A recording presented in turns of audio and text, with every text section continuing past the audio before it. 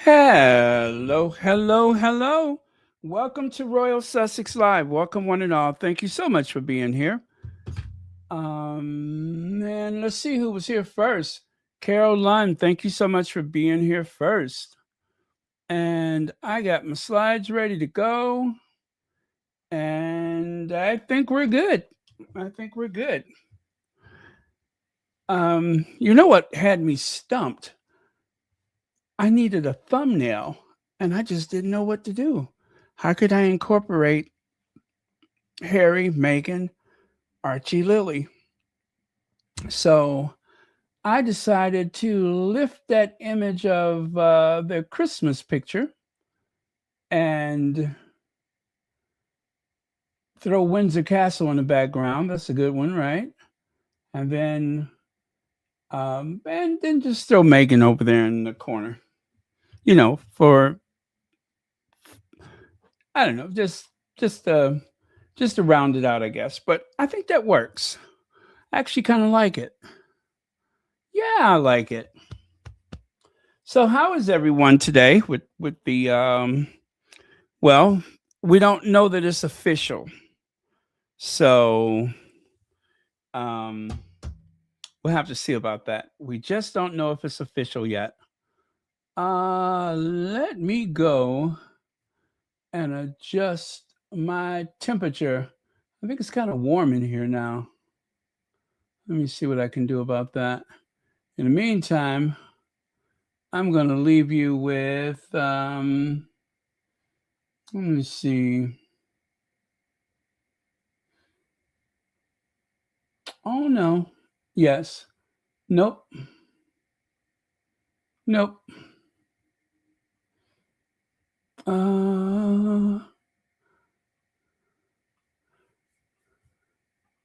Yes, I know what I'll do. I'll do it as ever. It only take me a second to go and adjust my thermostat. So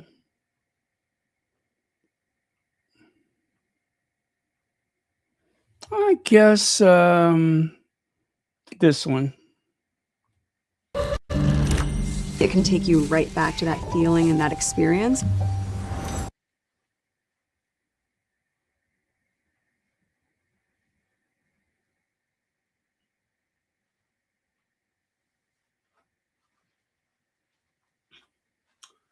Oh, why did that stop?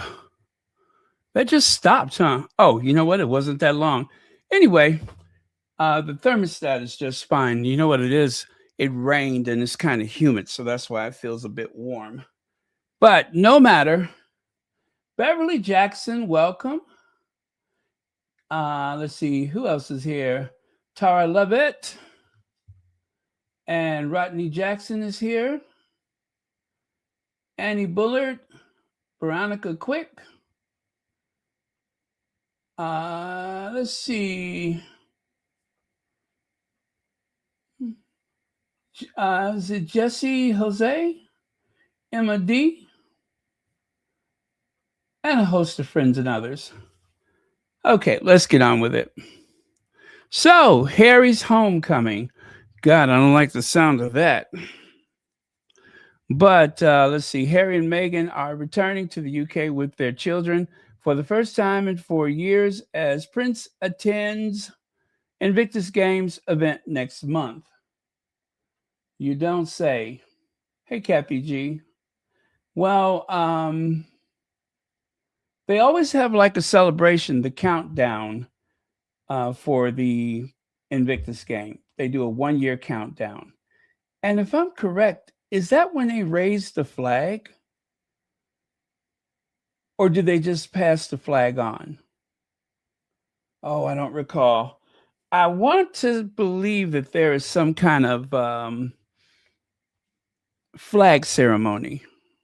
I know they have one at the beginning and the ending of the game.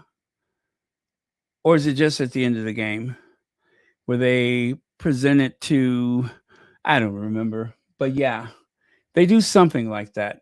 I just can't think of what it is right now. But I know that there's a celebration for the 1 year countdown to the official Invictus Games. And so Harry was going to visit either way. And then all of a sudden, out of nowhere, we get this news that there may possibly be a visit that includes Harry, Meghan, and Prince and Princess Archie and Lily. And I'm just like, what? What? Do my ears deceive me? Is that possible? Well, we're going to find out. Now, so far, we haven't gotten any words from the Sussexes yet. However, if you recall last night, I shared with you a news agency, a news group. Um, yeah. Well, anyway, a a well, BBC radio, television. Anyway, so I said yesterday that BBC has a lot of credibility with so many people in the world. Now, whether you like them sometimes, all the time, or never, as you can see there, the top 50 news brands in the UK by audience. Well, that's not just the UK. I don't know that BBC is top around the world, but well, I guess we could find out, couldn't we? I know how to do that. I can do that lickety split. What news agency is the most trusted around the world?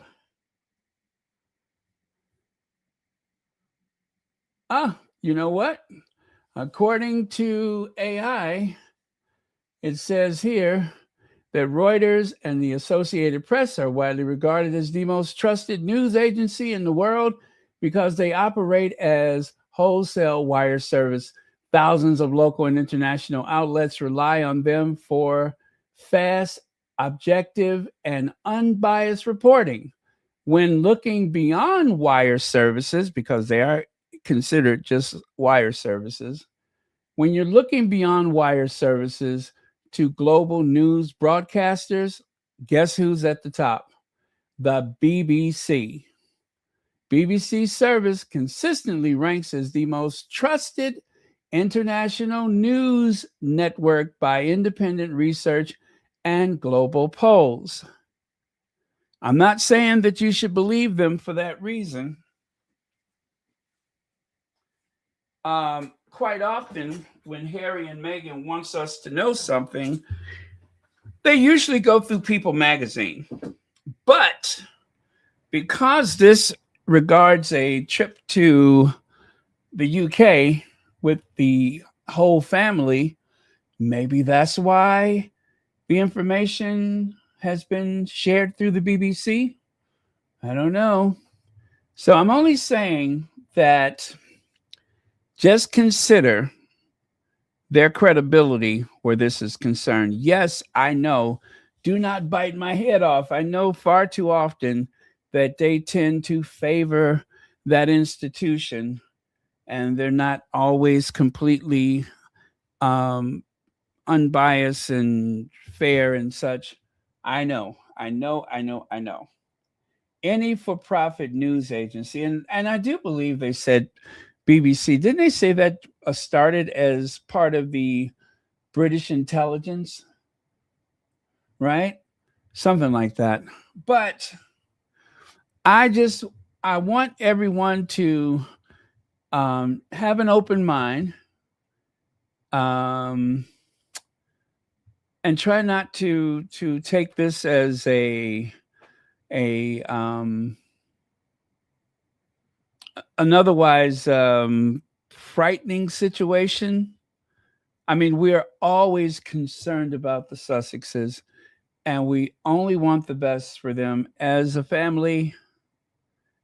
And sometimes it's not easy to see them walk into a situation that could very well be, something shady. I don't want to say trap, something shady. But let's hope not. Let's hope not. And I got a good reason why. Oh,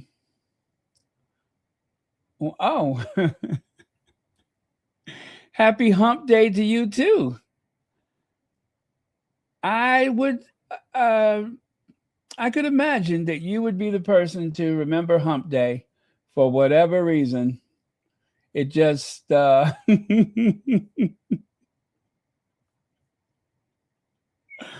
yeah, why does that not surprise me?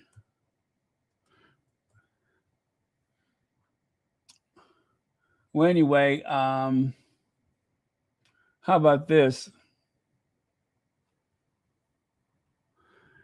Did somebody say hump day? Huh? How's that? More? Okay, one more. One more.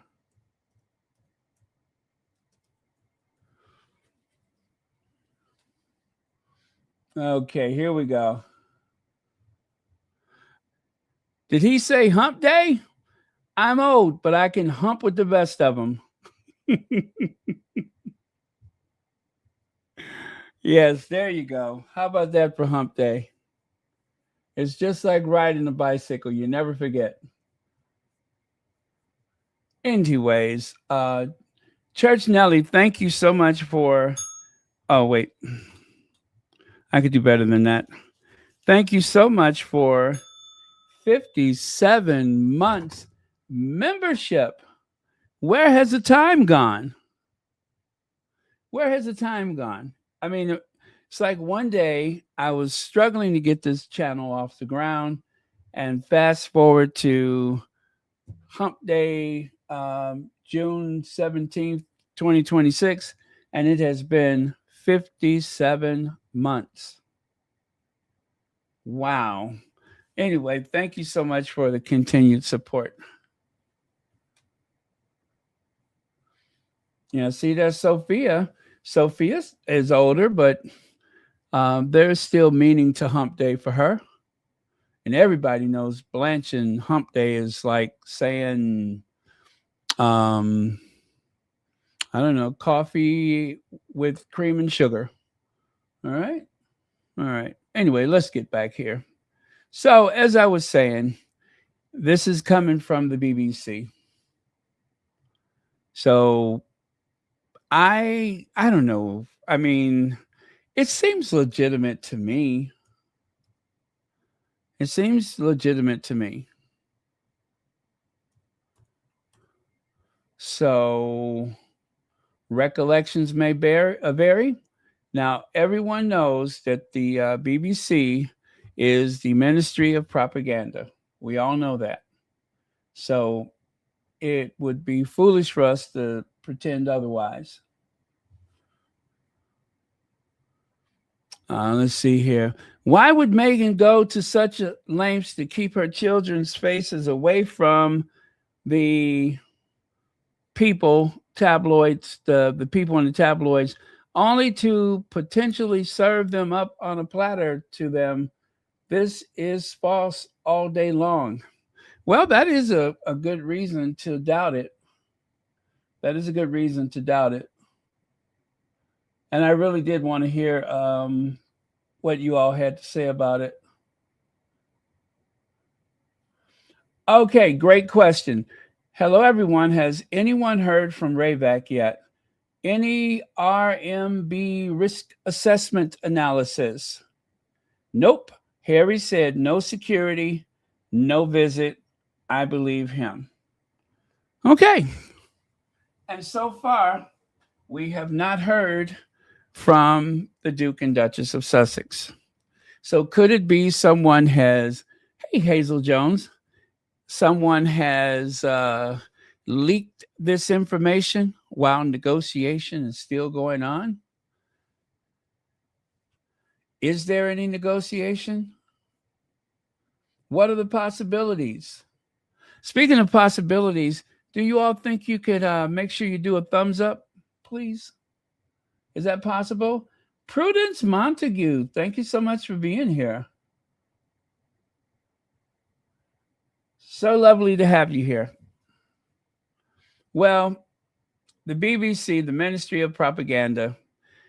Well, the Sun is running with it. Prince Harry is reportedly set to return to Britain with Meghan, the Duchess of Sussex. I'll correct that for them.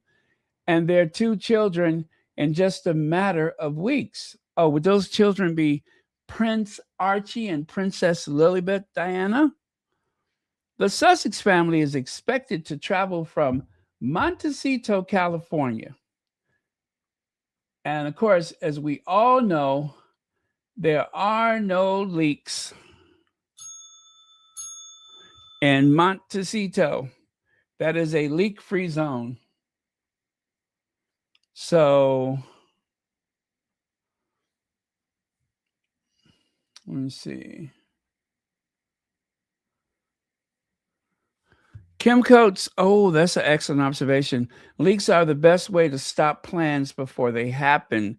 You know what? You're so right about that, because there is going to be a relentless amount of opinions flying through the airwaves all weekend long. Yes, it's going to be a whole weekend of people um, shedding all of their opinions and trying to put the whammy on it. Hazel Jones says, I think negotiations were happening. Then those two losers leaked it to stop it. Ooh, yeah. See, that's one more person that says that. Wow. You know what? Yeah, that is making a lot of sense.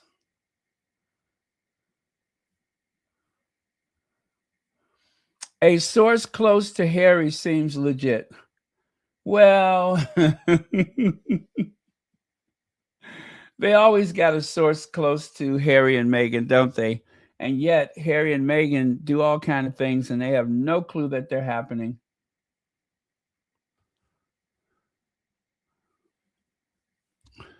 So what is that name? Bronte Coy reports from a source close to Harry said he had felt great sadness at being unable to safely bring his wife and children. Oh, yeah. Let me see here. Yeah, I don't want to get into all that emotional stuff. It's too obvious.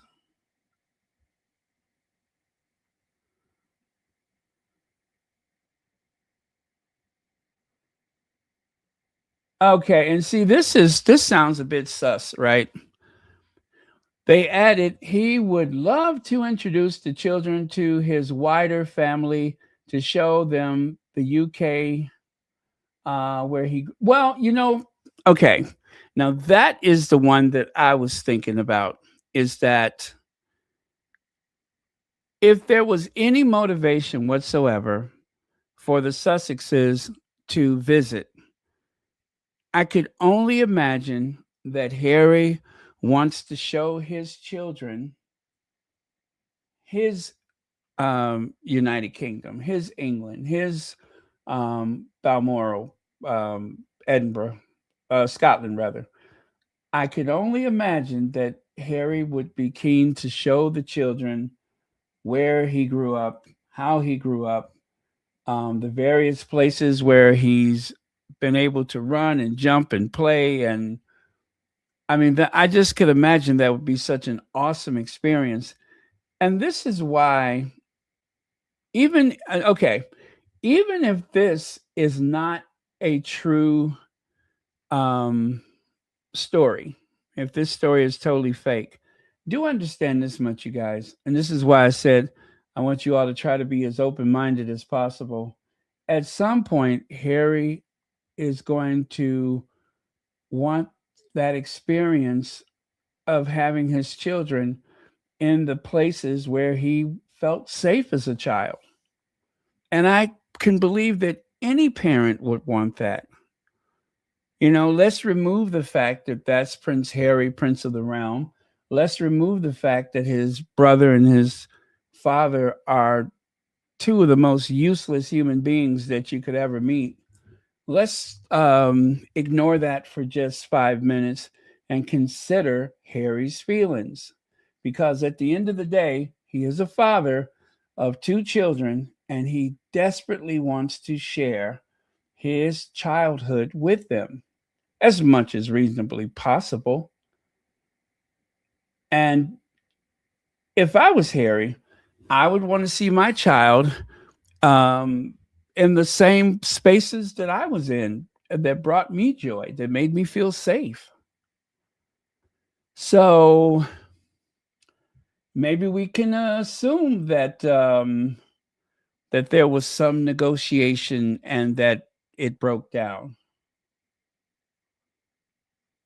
Well, I mean, um, his mother didn't die mysteriously um, in the UK. She died in that tunnel in Paris without a reasonable explanation to this very day. But as they say, home is home. And I'm pretty sure that Harry doesn't want to show the kids, oh, this is the apartment at Kensington Palace where your grandma felt like she was a prisoner, or this is where she found Camilla's knickers tucked in the sofa. I'm pretty sure that he's not trying to take them on that type of tour, right? This is the phone where my father. This is the phone where my father wanted to pretend like he was a device of sanitation, if you will. So I'm pretty sure that he's not trying to demonstrate that side of the UK. And then there, speaking of his mother, as morbid as it sounds, I'm pretty certain that Harry would want the kids at some point to pray with him and Meghan at the graveside. So that is something that cannot be replicated or duplicated someplace else. I mean, and then, okay, I can give you another good reason. There is the Spencer estate. That is a place where I'm pretty sure that Harry hopes that in the future, those kids, and I'm putting words in his mouth, that those kids might find a safe refuge if they should ever find themselves in the United Kingdom, that they don't have to be totally dependent upon ancestral homes that belong to the crown or the crown estate, but maybe having some kind of link and connection to Althorpe. I hope that makes sense. And you just can't know. Maybe they worked something out. Let's see here.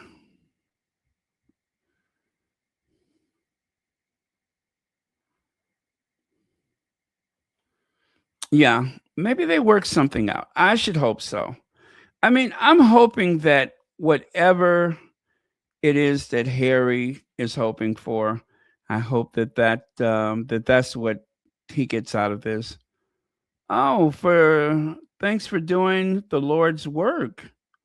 Well, thank you so much for the Cash App.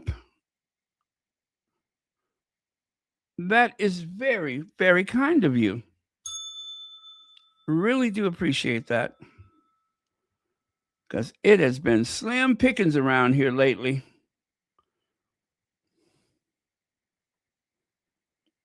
And trust me, I could use that. That looks like something to go in the gas tank.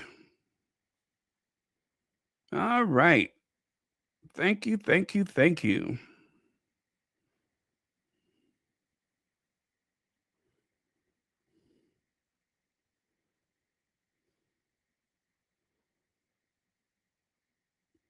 Okay. All right. Was that today?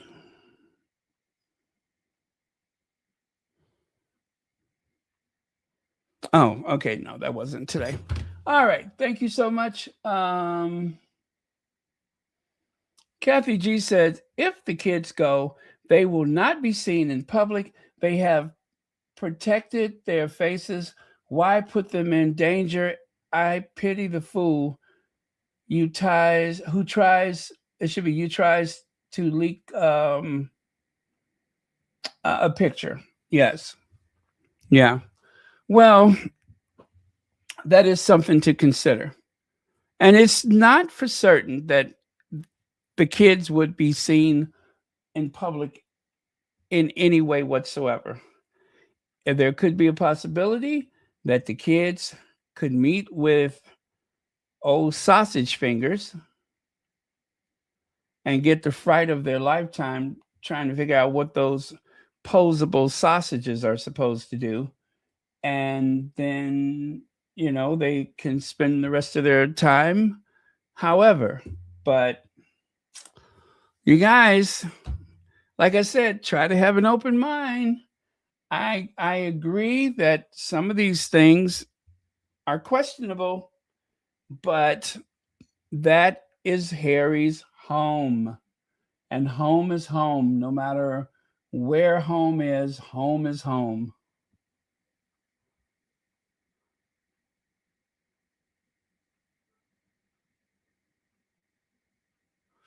And let's talk about the royal family, shall we?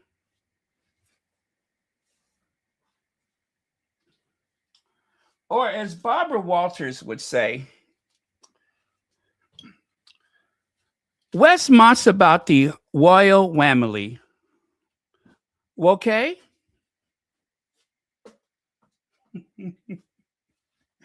I'm just being silly. I'm not going to do my Barbara Walters impersonation.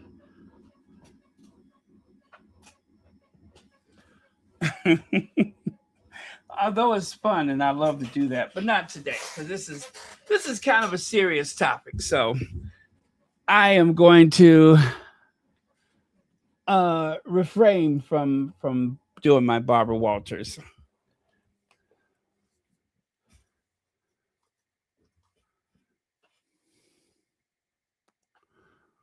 Could this have to do with Invictus prep? Well, as before mentioned, they're having the countdown for the Invictus games. So Harry was planning to be there anyway because they're having the countdown. So he will go to Birmingham and they're going to have the countdown to the Invictus games.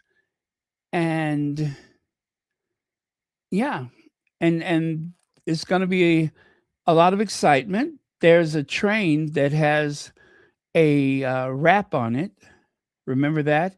That one of the trains in Birmingham is all um, decked out with Invictus on it or something like that. I don't know. They had a contest for naming the train. Connie Bomber! Hey, Connie Bomber. T Mac. Cookies and cream. Zubaydah Ali. Wow, it's like a family reunion. So whatever happens, the press is going to be hiding. This is another one of those great images created by the Sussex squad. We never sleep. We'll get the money shot. Oh God, that sounds ominous. Caution, obsessed with royals. Daily Express, priority first picture of Archie and Lilibet. Uh, someone has outfits, nanny, names, everything. Oh, that's Hello Magazine in that chair. This is going to be interesting, you guys. Of course, it could be a big fat nothing burger. We'll have to wait and see if there's any statement from Harry and Meghan.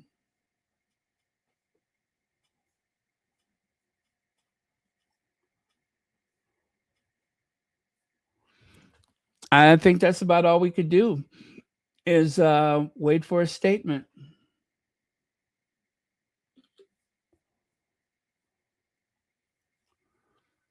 But it's interesting to speculate.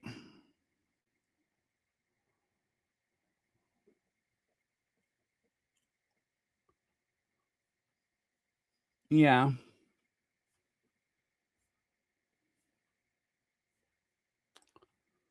Okay.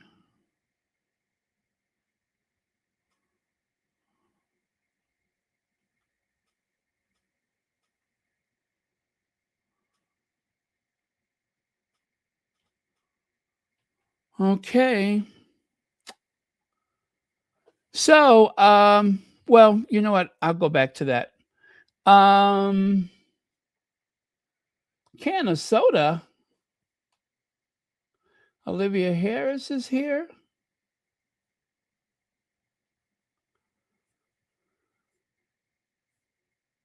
So yeah, that's my theory.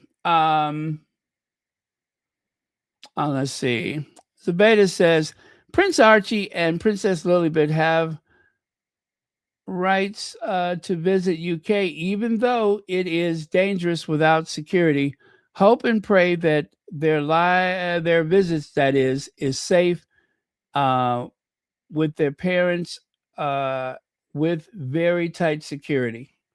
Yes, I do hope and pray.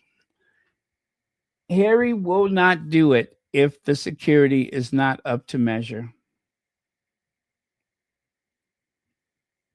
Yeah, unless they get the proper level of security.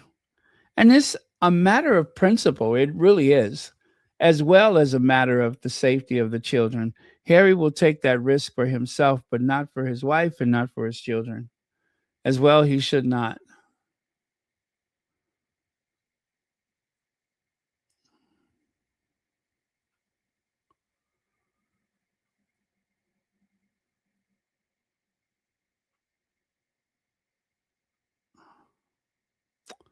Okay.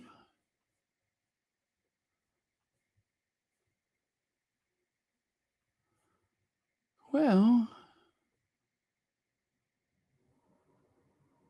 I hope the press doesn't get any pictures of the children. If this is true, it means Charles has done a 180 after trooping the colors. He has seen the writing on the wall. You know, Sherry, I was thinking about that.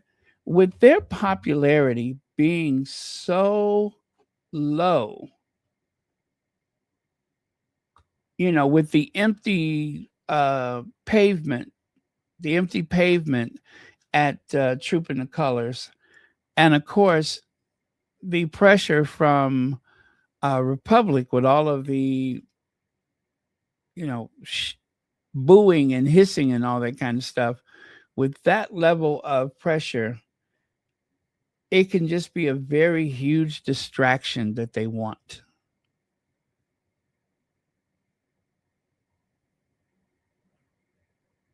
Yeah, that's what I'm thinking.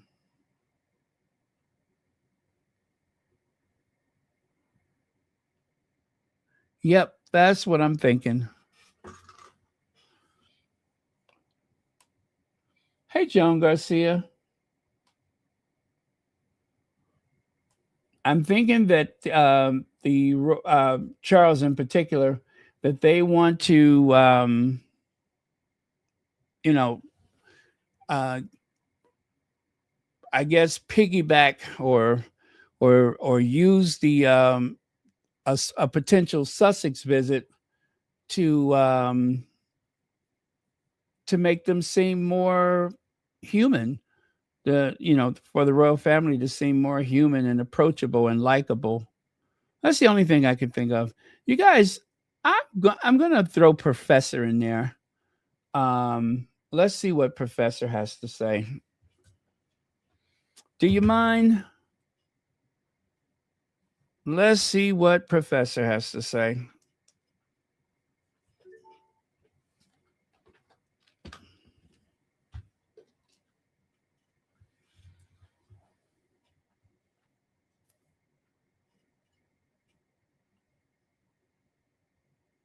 Oh, yeah. When I look at Kate Middleton, I think of that Disney, was it a movie? Bed Knobs and Broomsticks? That's the first thing that comes to mind is bed knobs and broomsticks.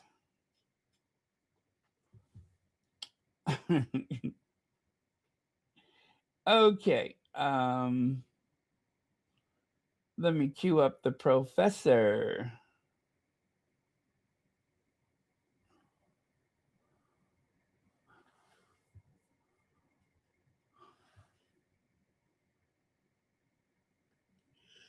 There's a news story today which I think is incredibly uplifting and gives me hope, certainly. Prince Harry is proposing to come to the UK later on this summer and to bring Meghan and the children. And one hopes this will be a reconciliation more than a royal gossip tour.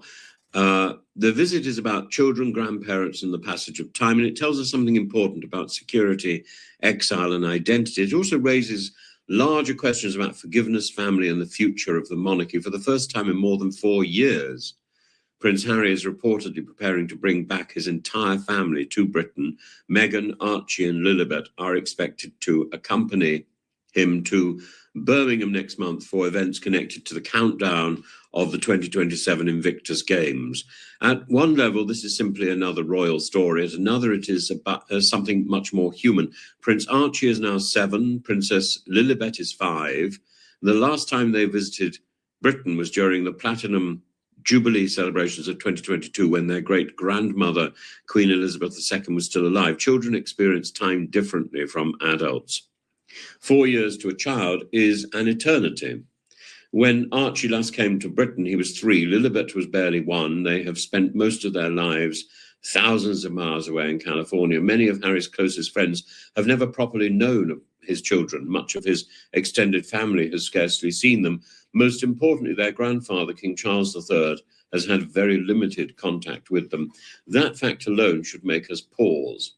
Whatever one thinks of Harry, Meghan, the interviews, the memoirs Spare, the Netflix documentaries, or the endless media battles, there is something undeniably sad about grandchildren growing up without knowing their grandfather. The King's reported remark after the funeral of Prince Philip has been made famous. Please, boys, don't make my final years a misery. And whether one sympathizes with Harry or William, the years since have been precisely the misery Charles feared. The death of Princess Diana fractured parts of the family. The departure of the Sussexes deepened those wounds. Spare has widened them further, and yet time has a curious habit of softening certainties. Age changes priorities. Cancer changes priorities even more. Charles's ongoing treatment has inevitably altered the context of these relationships. When people become seriously ill, many old arguments begin to look smaller. And this story is also about security and belonging. The central practical issue has never been simply emotion. It's been protection. When Harry stepped away from royal duties in 2020, his automatic taxpayer-funded security arrangements changed under the Home Secretary, who I think at the time was Priti Patel. He subsequently fought a lengthy battle over those arrangements. He lost. And afterwards, he stated publicly that he didn't believe he could safely bring Meghan and the children back to Britain. Critics mocked him, supporters defended him. The truth is that security for high-profile public figures is extraordinarily complicated. Harry is not merely a celebrity. He is a prince, a military veteran, the son of the king, and a man who has publicly discussed killing Taliban figures during his service in Afghanistan. He also remains one of the most recognizable people on earth. Reasonable people disagree with whether taxpayers should fund his protection, but nobody sensible disputes that genuine security risks exist. And the reports now suggest that assurances have been provided for this visit. That matters because Britain is not simply somewhere Harry visits. Britain is his home. He was born here, educated here, served in the armed forces here, created the Invictus movement here. There is something fundamentally tragic when somebody feels unable to bring their children to the country where they grew up. One doesn't have to support every decision Harry has made to understand that. History is full of figures who experienced a strange form of exile, not formal banishment, not political deportation, but emotional distance from the place that formed them. And Harry's situation is obviously less dramatic than historical exile, yet there is still something poignant about a man desperately wanting his children to understand Britain while simultaneously feeling estranged from parts of it. The irony is striking. For years, Harry has spoken about wanting Archie and Lilibet to know British culture, fish and chips, rainy summers, ancient castles, school friends, family traditions, the peculiar humour of this country. One suspects no amount of Californian sunshine can entirely replace those things. That was my point exactly, is that Harry wants the children to know the life that he had, the culture, the food, the terrain, all of those things. That weird sensation of driving on the wrong side of the road, right? And then going up to Scotland and scarcely able to understand anything they're saying. All of those things are what matters. So there's no way that he could, in my opinion, I don't think there's any way that he could possibly ever shy away from wanting, to share his world with his kids, to see them in those places where he once haunted, um, the to walk through puddles that he walked through, to make sandcastles, whatever. Yep. But I don't think, well, should I say, I don't believe that it has so much to do with that rotten family of his papa. And although I could imagine that, he wants the kids to meet papa, but as for the wicked witch of the devil, Camilla, I'm pretty sure he can skip that one. But yeah, just a thought. I don't know, you guys. It's so complicated.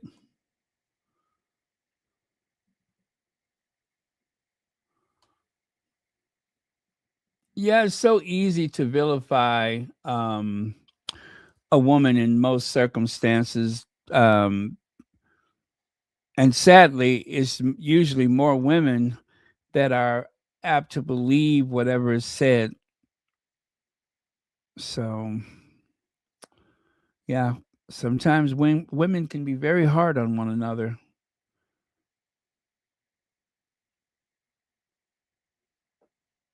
Yep.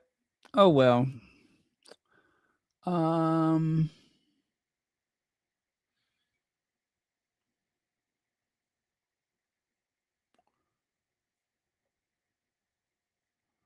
let's see.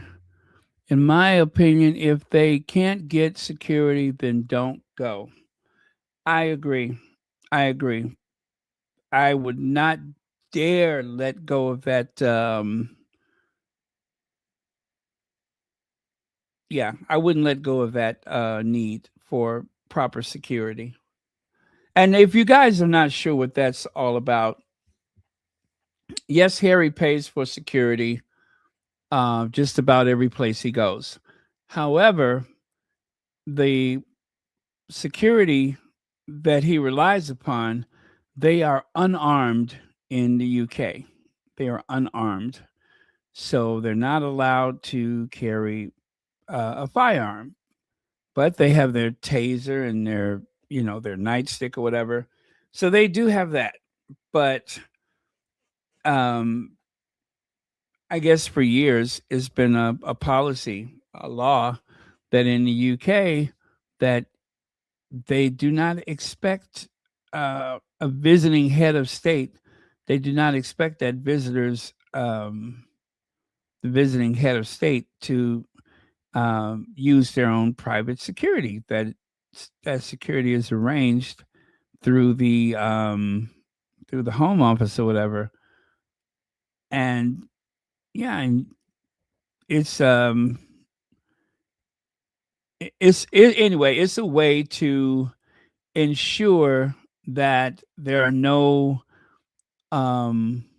that no one has a firearm except for the police, right? Now, I don't know if they make any exceptions or not. But as far as I know, I can still remember that conversation from when Princess Diana got married, and they were saying that the Secret Service wouldn't be allowed to have a firearm when Nancy Reagan came to the wedding. But I do kind of believe that an exception was made. I don't know.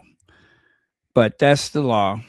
And so Harry would be considered a visitor, and that whatever security he has would not be able to include carrying their own firearm. So,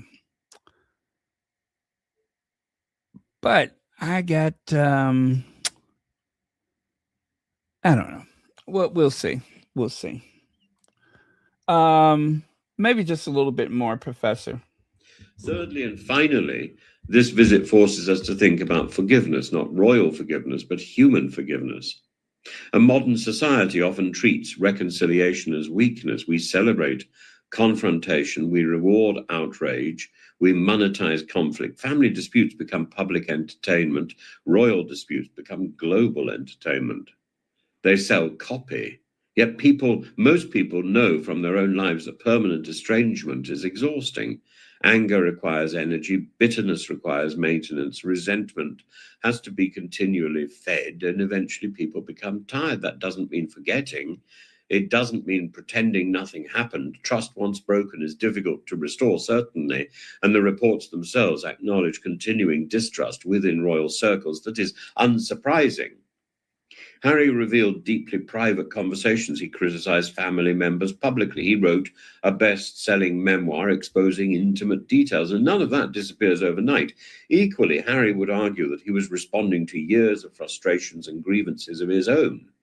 Both sides possess their own narratives. Both sides possess their own injuries, and the challenge is whether those injuries continue indefinitely. And this is where children change everything. Surely adults often fail to reconcile for themselves.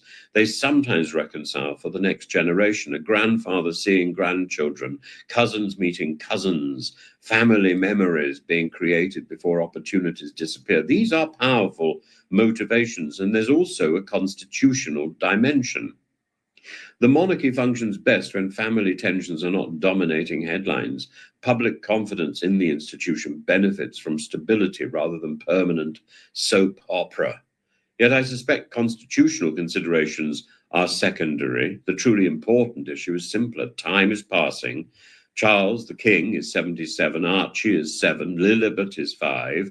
Those numbers matter. No family receives unlimited opportunities to repair relationships. There comes a point when years become decades, and then decades become regrets. And whether this visit leads to genuine reconciliation remains uncertain. Perhaps Charles will see the children, perhaps he will not.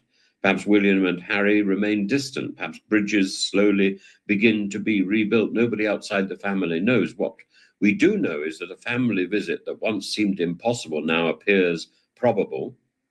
And that alone is significant. The modern media environment thrives on division. Every disagreement becomes a battle. Every disagreement, every hurt is expanded. Every reconciliation attempt becomes a conspiracy. Every gesture becomes evidence that for one faction or another. And perhaps we should resist that temptation. Perhaps the most sensible response is the simple one. 2 children are reportedly returning to the country of their birthright. A father wants them to know their grandfather. A grandfather reportedly wants peace. If those things happen, they will matter far more than the endless arguments that have dominated headlines for the past 6 years. Because long after court cases are forgotten, interviews fade from memory, and books disappear from bestseller lists, family remains family. And for all the noise surrounding the House of Windsor, the truth is neither royal nor political. It is simply human. Well, thank you, Professor. Family remains family. I just don't. I think it has more to do with Harry wanting those kids to experience the land, the food, the whatever, the culture. But as for his family, I don't know about that part. Maybe his father, and I'm sure he would like to make up with his brother if that's at all possible. Um, but I'm pretty sure that there's so much bad blood between them that that may be impossible because the the very nature of the attacks upon the Sussexes, and in particular Meghan, and what it has cost the Sussexes, um, I could imagine that that relationship with his brother will never be repaired, especially if his brother does not take any accountability.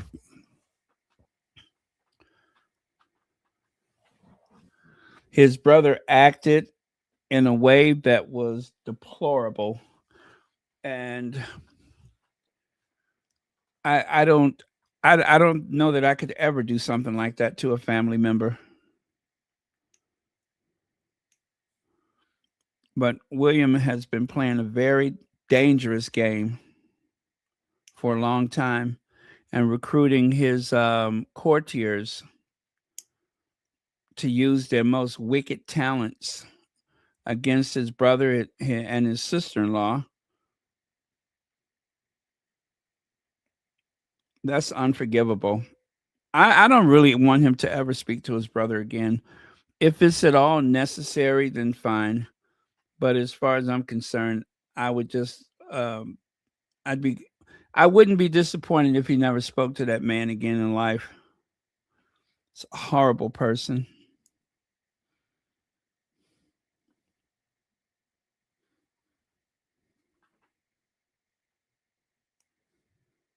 Especially when you consider that he's just plain lazy and jealous.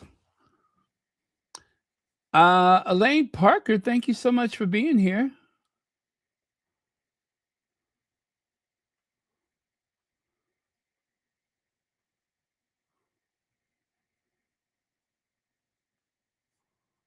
Hmm. Oh well.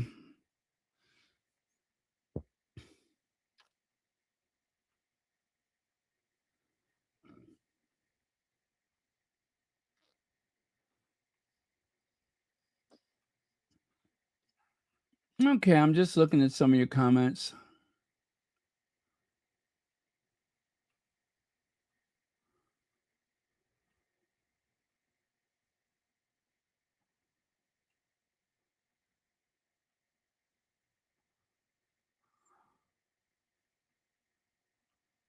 Okay. All right. So let's move on. I believe William will be jealous of Archie and Lily because of them looking like Diana, and none of his children do. Oh, the shade, the shade. Elaine Parker, thank you so much for the super sticker.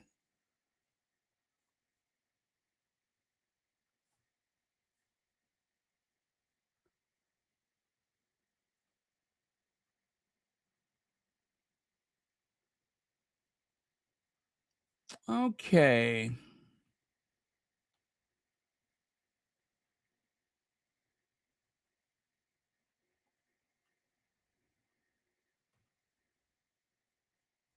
All right.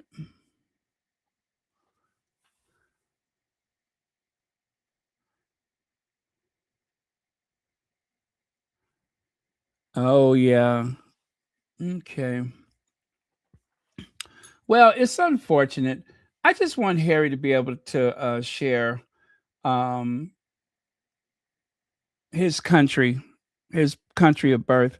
I just want him to be able to share that with the kids. And I do believe that that should be considered, before anyone completely dismiss it as unnecessary or ridiculous. Um, maybe Harry is just that sentimental that he just needs to share that with his kids. And you guys, there is the matter of where those kids going to go to school. Where they're going to go to school. I think it's not likely that they will go to school there and that their parents would be over here. I really do doubt that, but we just don't know what may happen in the future.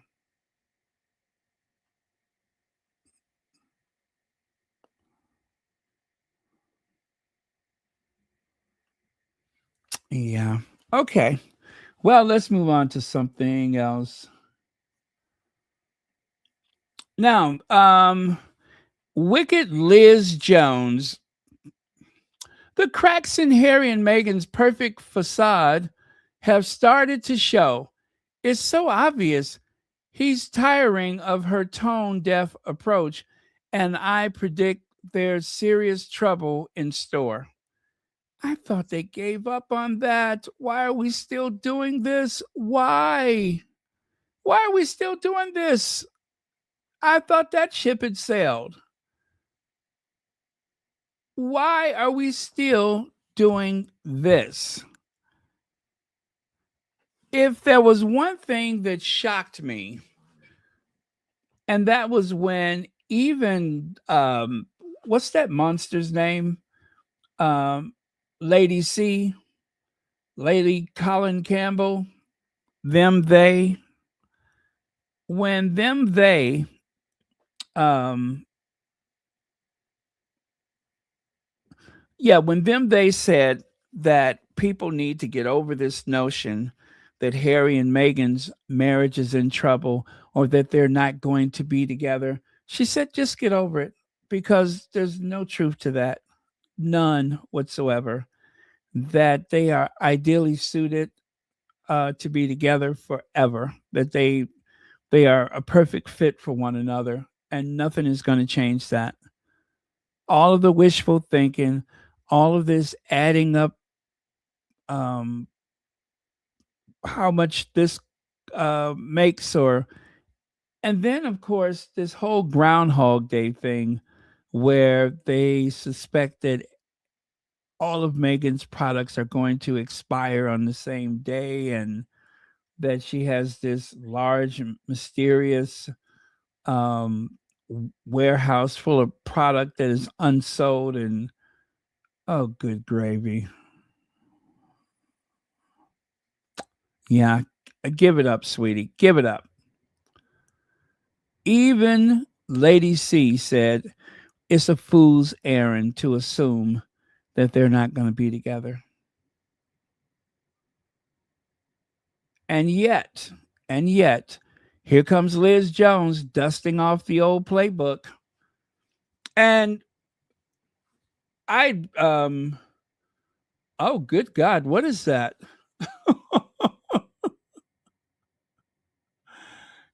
Joan Lawman, you are an angel. Thank you so much for that. Wow. Somebody's been hearing my prayers. Oh, thank you so much for that. And how about some flowers? Here we go.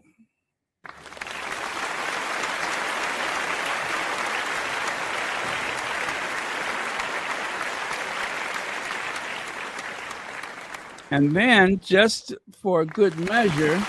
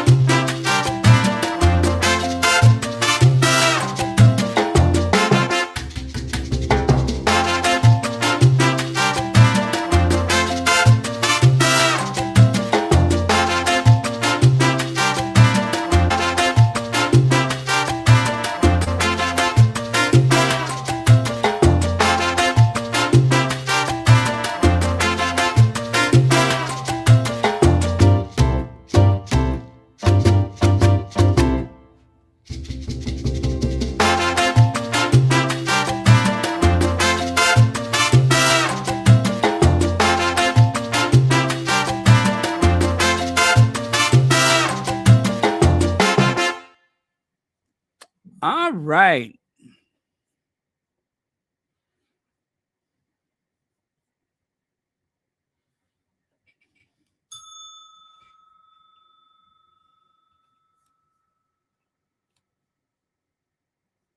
Okay. Thank you very much for that. So the tone deafness of it is not okay.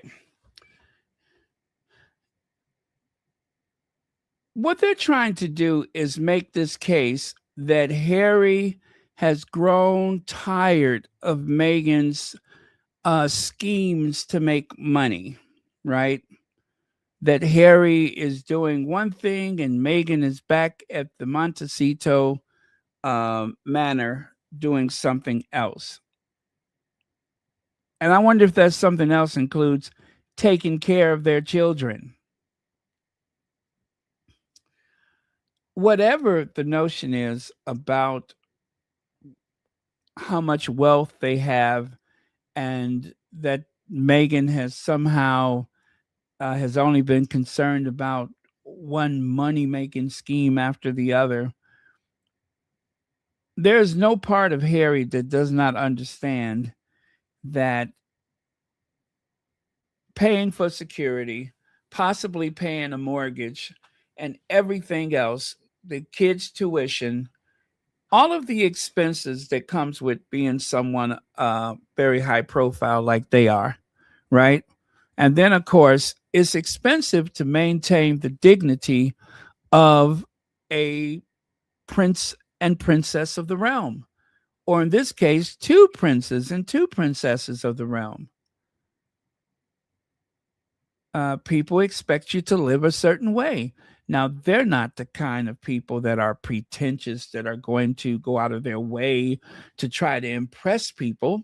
But um, I do believe that both Sussexes follow a certain decorum, that they have their own standards that do not conflict with their obligations as being members of that family.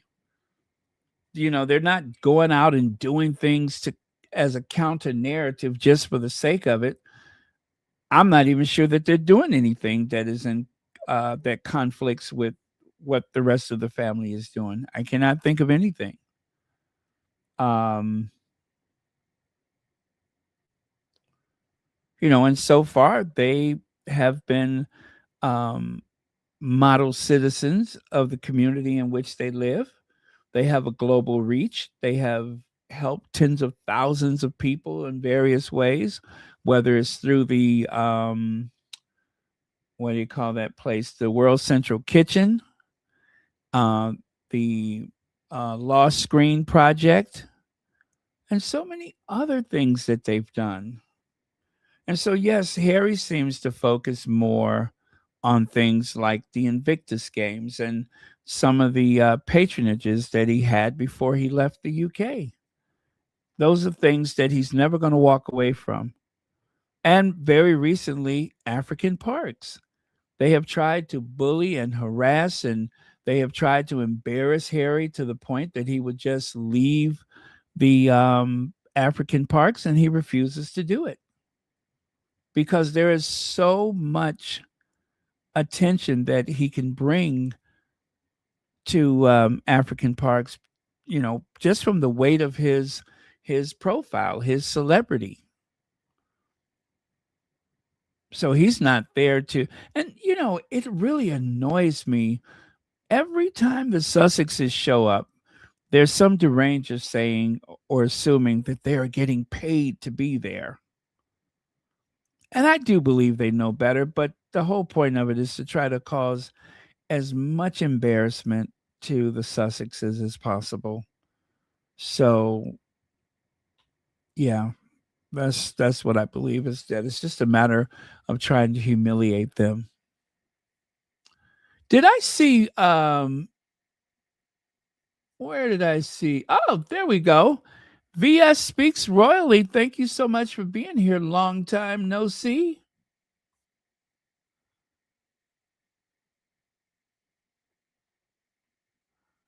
Yes, they give back so much. They donate. They give their time and they give their money.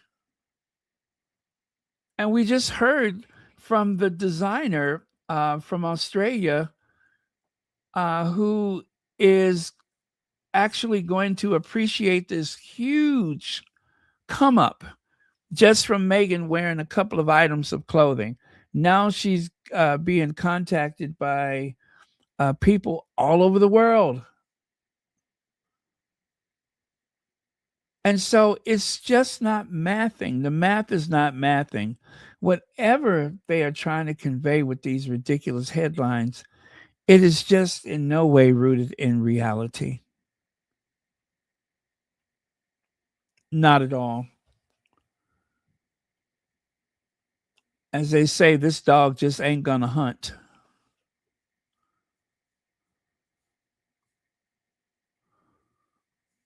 Okay. Also, I wanted you to notice something here. I changed this. You can see the pictures that they use, like they're gnashing their teeth, or um, you know, that they're so angry they could just burst. Well, look at this. I just changed the pictures. What a difference a day makes. I just changed the pictures.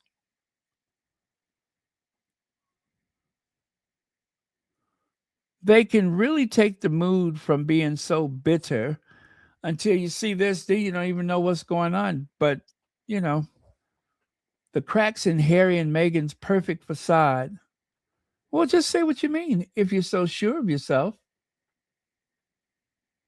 Or don't you want to be embarrassed?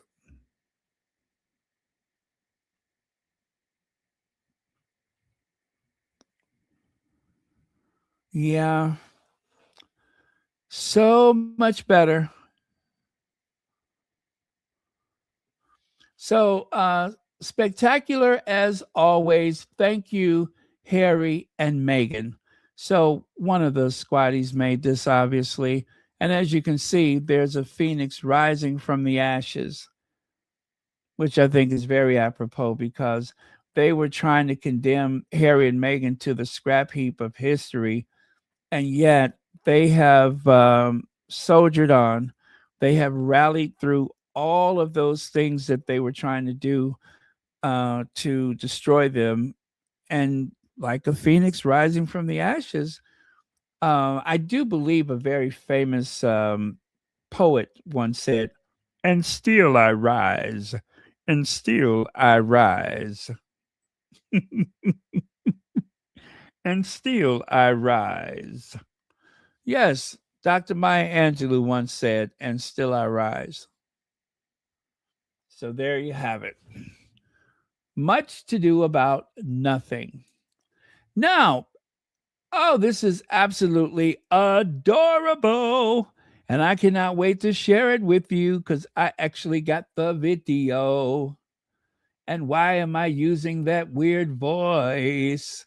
I don't know, but I think I'm going to stop because it is getting on my nerves.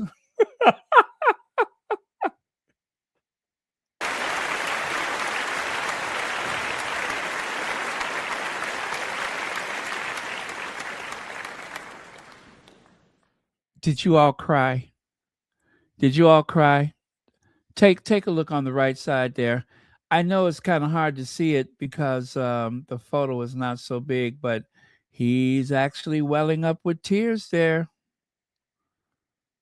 Yep. Oh my God, that was a moment, wasn't it? That was quite the moment. I love that. Isn't that cool? How cool is that? You know, and when I think right now, I cannot look at her mother and not think of some of the cruel things that was said about her presence at the White House, and some of the people that were so critical. But it's as I said about Doria, that there are certain people in the media and certain people in the public at large that love to rain down these blows one after the other. That somehow this black woman is just there to get over, and Why is she there? We did not elect her. We just had someone tear down the east wing of the White House. We've just had someone put a wrestling or boxing, whatever it was, put build a stadium, practically build a temporary stadium in the front lawn. Someone who has trashed the Jacqueline Kennedy Rose Garden. Someone who had the nerves to put his name on a memorial center for the performing arts as though they have something to do with it, and even made themselves the director of the agency.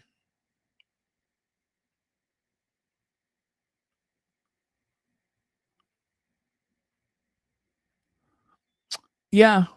So I look at Michelle Obama's mother and I think of this gracious lady who has done an incredible job with her children.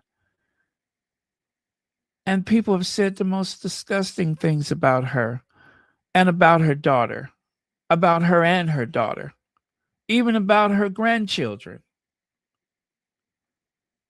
And yet they walked away from the White House without one single scandal, without one single investigation, no discussion of conflicts of interest and such.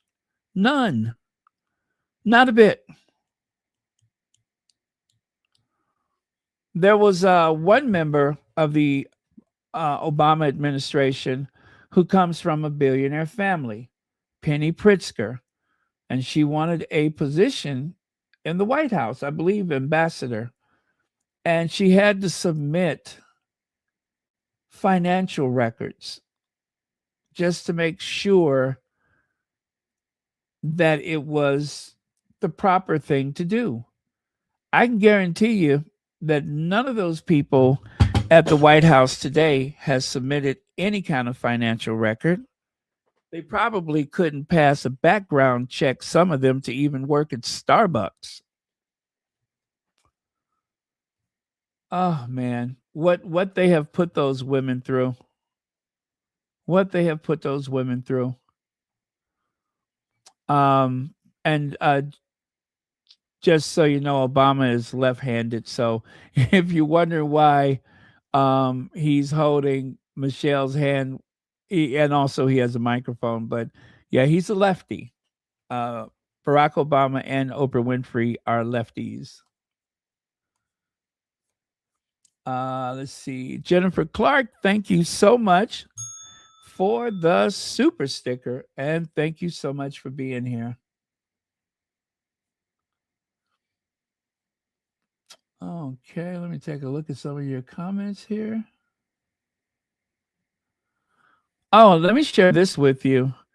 So Michelle Obama once asked her mother why she was holding Barack's hand on election night. Her mother replied, his father left when he was 2 years old. He lost his mother to cancer.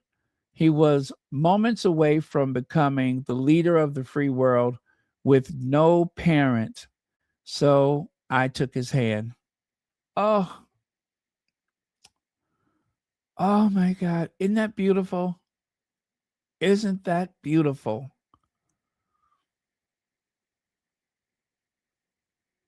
And so now you can see why Barack Obama gets emotional over Michelle Obama's surprise dress tribute to her late mother.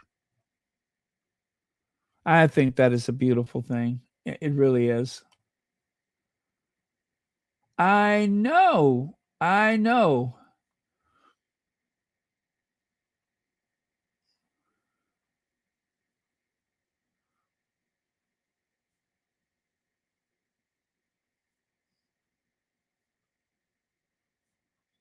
Okay.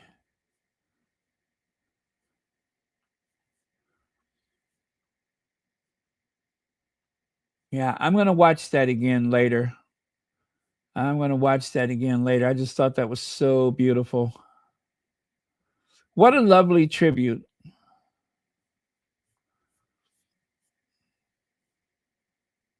You know, I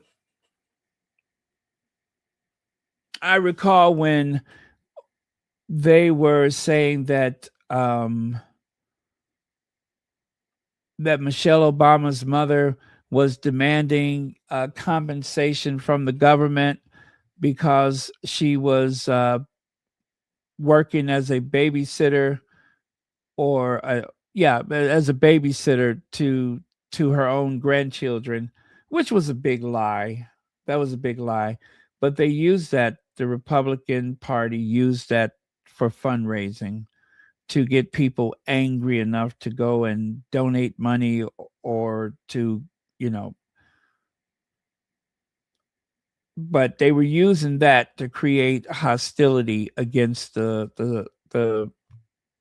Obamas. You know, I was about to say to create hostility against the Sussexes. It's almost interchangeable. You know what I mean? Some of those things are interchangeable. You can just swap um, her mother's stories for some of the um, Doria stories. You can change them ever so slightly, and they almost sound exactly the same, which is a shame. But you're a lefty too, huh? Very cool. Okay. Now that I've made everybody's eyes kind of well up with tears, let us move on.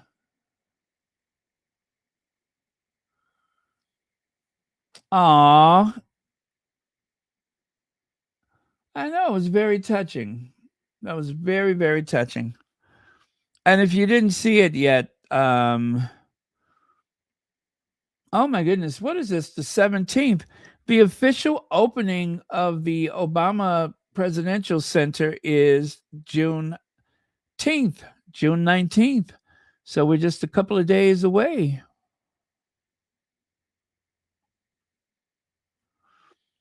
We are just a couple of days away, folks. It's coming.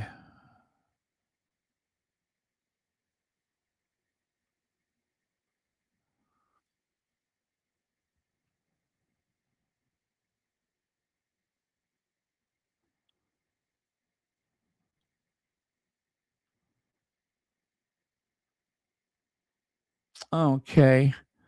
Uh where is it? I wanted to show you the official well, not official, but anyway, I wanted to show you the portrait, the Obama's portrait that I shared. I was yesterday, right? I think it was yesterday. No, I think it was 2 days ago. That's why I'm not seeing it. Yeah, that was 2 days ago. Hold on, give me a second here. That was the 15th. Yes, there it is right there, the 15th. So look at the surprise on Michelle's face when she saw it. Huh? Pretty cool, huh? Joan Garcia says Baron Karma will visit haters, trolls, abusing the commandments. What is it? Abusing a is that commandment? No. Yeah, commandment. You shall not bear false witness against your neighbor. Don't lie. And they ignore it, don't they? Thank you so much for the super chat. But yeah, so that is the portrait. And that is, look at the size of it, though. Look at the size of it. It's huge. It's got to be at least I'm guessing maybe 9 feet high or something like that.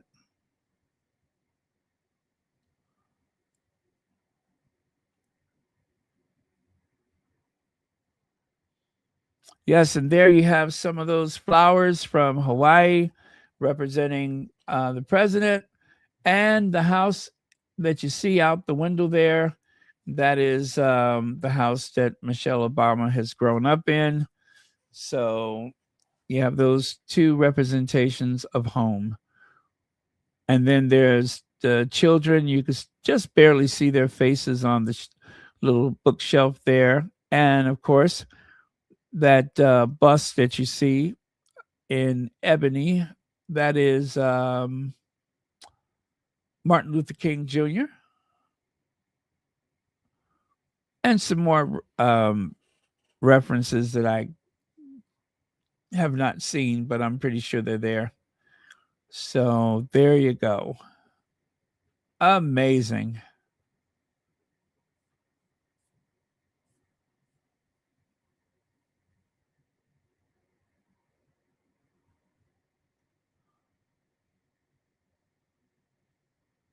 All right.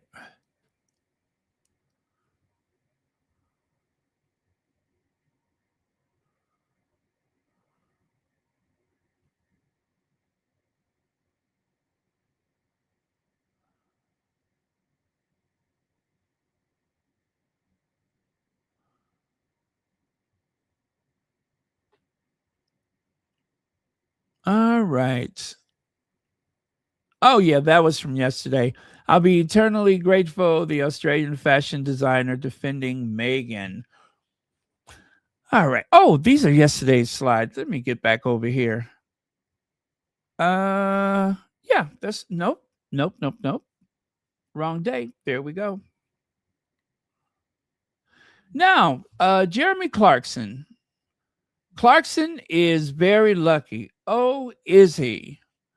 Cancer-stricken Jeremy Clarkson is lucky to be alive after unrelated test caught aggressive tumor, says doctors after presenting a presenter that is shared diagnosis while filming for Clarkson's farm. Well, you guys, I don't want to be cynical, but here's the thing. Thank goodness that there were cameras around to catch this exchange between Jeremy Clarkson and those two guys right there. Thank goodness there's a cancer catching camera here and a cancer what do you call it? Explanation, whatever. Anyway, but yes, I guess if you're going to tell someone about cancer, this is the setup you're supposed to have. You lean back in the chair dramatically. And by the way, he actually the cancer was discovered months ago. I don't know when they filmed this, but it was discovered months ago. And well, lucky for them that there's cameras available. 2 cameras at least. 2 of them. One to catch their reaction and one for him to convey his feelings. Yeah. Because that stuff happens all the time, you know. It's kind of a reality show, isn't it? And then, of course, per direction, hand cupped over mouth, eyes closed tightly, cut, and then set up for the next scene. Ah, Jeremy Clarkson. This is all for the sympathy, I'm sure. And he didn't say anything before, probably because when you're in entertainment, a lot of performers prefer to keep that to themselves. They don't want the public to know because when you're trying to get contracts, you know what I'm saying? He may have been trying to get a contract for something. And anytime you are trying to do something in entertainment, you run the risk of losing on contracts or losing out on work if you know, tell people.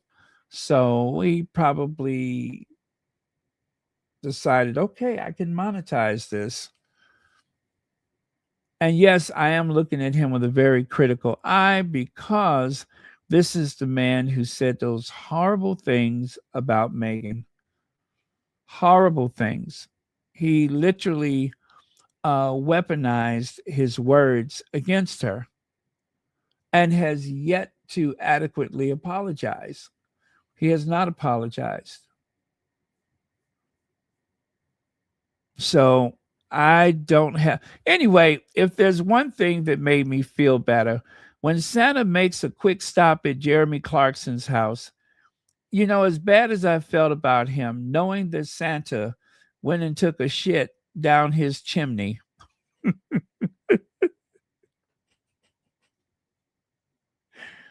Or even just the idea of it, whether or not it really happened, just the idea of it that Santa decided to use his chimney as a latrine gives me pleasure. It makes me feel warm inside. It reassures me that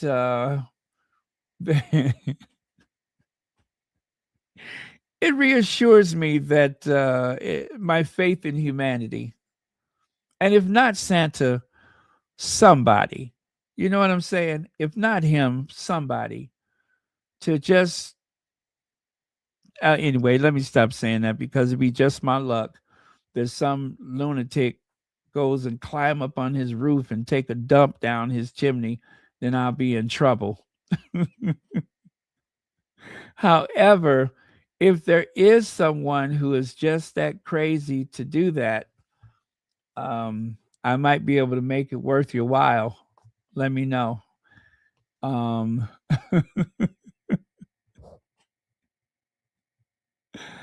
oh man, if only, right? And why stop at the chimney? You know what I'm saying? Why stop at the chimney? Uh,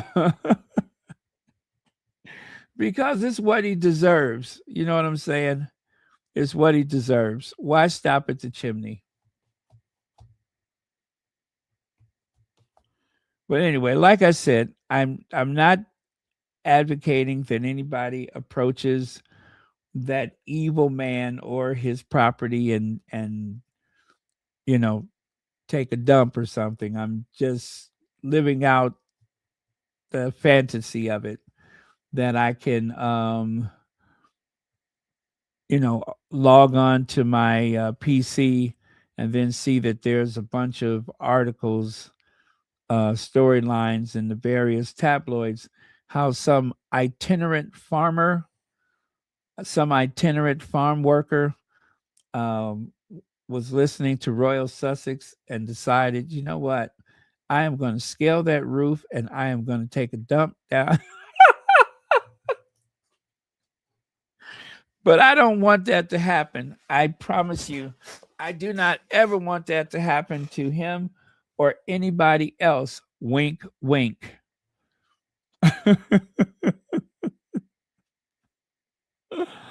uh anyway, but yeah, Jeremy Clarkson dreams of, you guys, I don't even want to go through that language, but I thought I did, and then now that I'm sitting here looking at it, I'm not going to do it. But you all know what he said, and it was disgusting, and he never did apologize.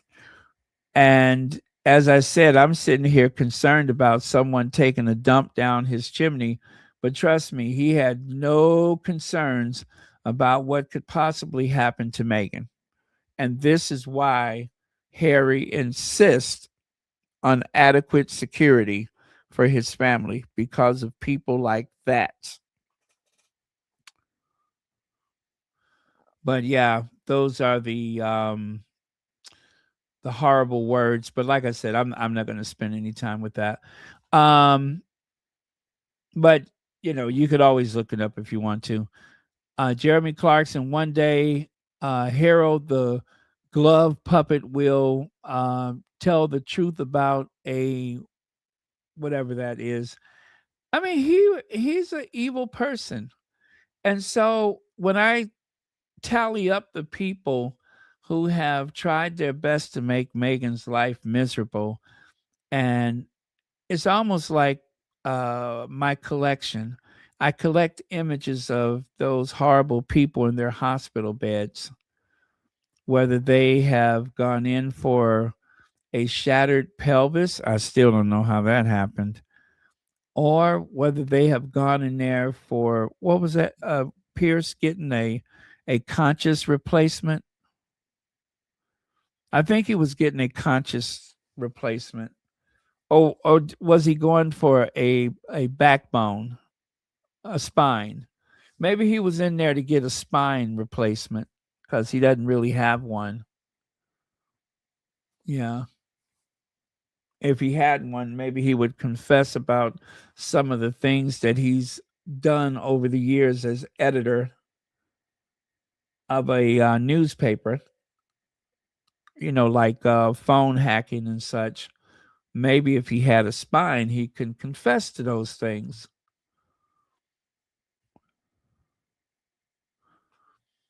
Yeah.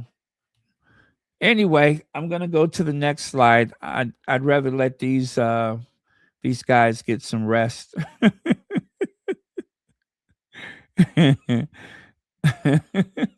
How did Georgia Zadie shatter her pelvis? How do you shatter your pelvis? I mean, there are people that, well, they work outdoors, if you know what I mean. If they haven't shattered their pelvis, I'm wondering how did that happen to Georgie or Georgette, whatever she calls herself. Um,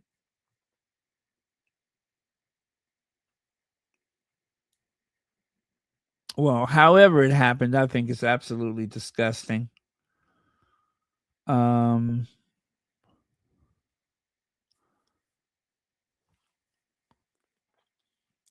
and even old Tugboat Tommy.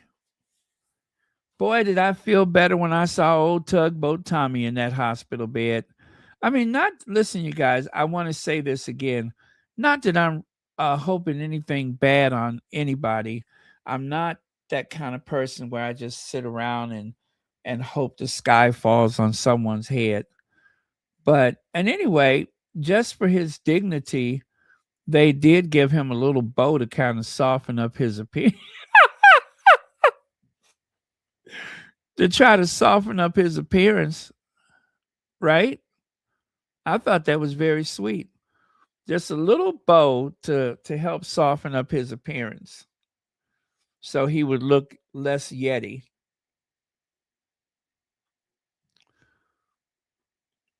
Oh, I see someone has bought me some coffees today. Great podcast, Baron. Always happy to hear you. Well, thank you so much. 3 coffees. Now, usually I never mention the coffees because I did not have the alert on my phone, but now I do, so I can actually see it. But thank you so much for that. That was very kind of you. His name is Tugboat Tommy.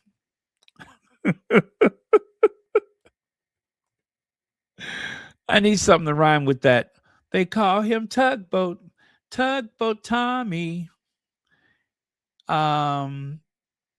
He has so many wishes like a swami. No, I got to work on that. At the Tugboat Tommy.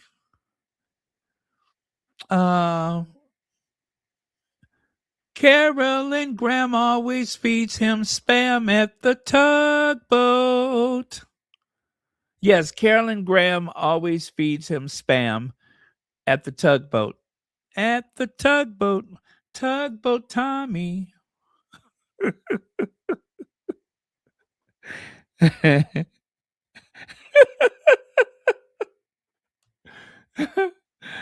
Oh man. And then there's this character. Now, listen, you guys.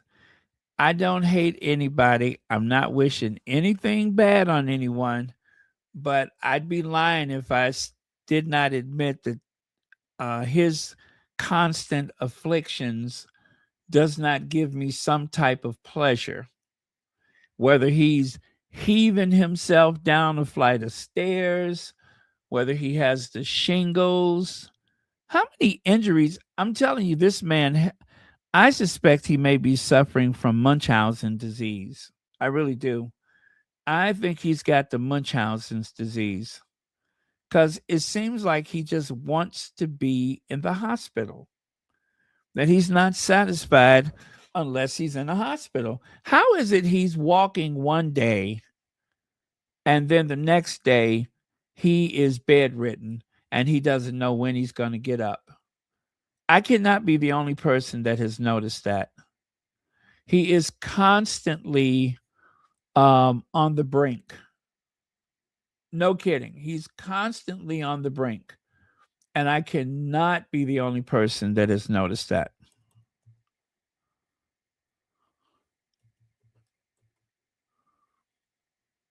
Yeah, he is an absolute mess.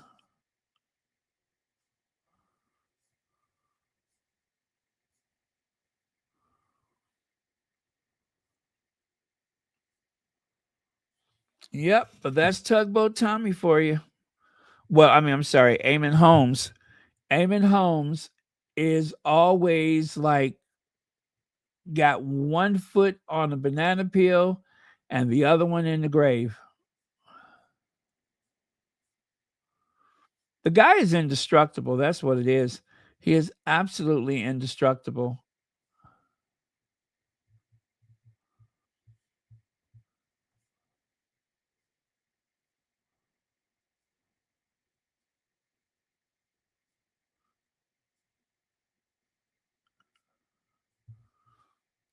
Okay.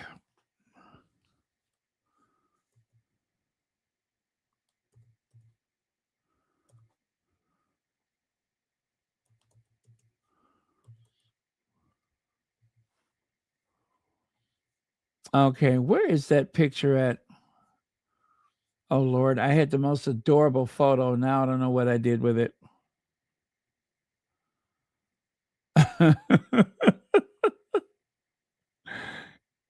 Well, you know what? Once he gets his prosthetic, then we'll be able to see him exiting a chicken shack or exiting the convenience store. You know, all of those endearing things that made us, well, not love him, but they kind of just drew us to him. You know what I'm saying?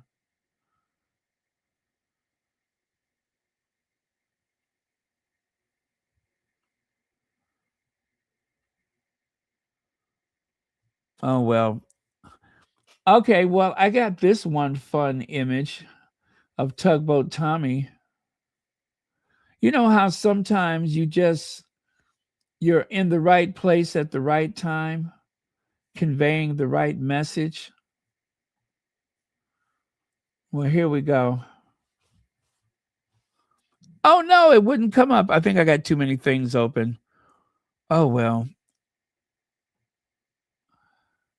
Your apology needs to be as loud as your disrespect. Don't forget that. Your apology should always be as loud as your disrespect. Laverta, thank you so much for joining us.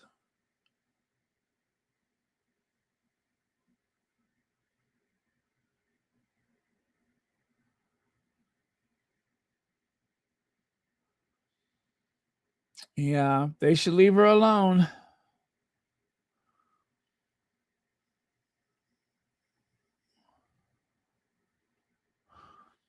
Yeah, I'm going to skip over these. I don't care to remember what he said. I don't want to put that in my psyche. But that is Victoria. Is that her name? Victoria Newton? No. Anyway, she was the one who was the editor of The Sun when he wrote that disgusting column. So she was actually the one who was supposed to catch that before it went out, and she didn't. But she's also the same person who uh, had the big headline, Leave Kate Alone. Remember how everybody was like, Where's Kate Middleton? And she had just spoken to someone at Kensington Palace. I believe she had spoke to Kate Middleton, to be honest with you, because I know she was doing an interview and she said she called to see how she was doing. I mean, she has a direct line to Kensington Palace. It's not someone's office, it's someone's cell phone. And that someone may actually have been one of the family members, if you know what I mean. Just like we found out the other day that Camilla Tominey was able to call Kate Middleton direct. Who's to say that she didn't do the same thing? Allegedly. They're all so crooked. Speaking of crooked, or how about this? Speaking of sideways, there's Kate Middleton's mother. That is someone's mother who is laser focused on that glass of Merlot or port or whatever it is. Mm-mm-mm. They tried to make me go to rehab and I said no, no, no. They tried to make me go to rehab and I said no, no, no. Y'all remember that song? I won't waste my time, but if my daddy says I'm fine, they tried to make me go to rehab and I said no, no, no.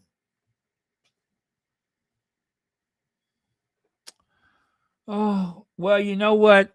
This kind of happens every year at the Royal Ascot. Every year. I forgot what year that was, but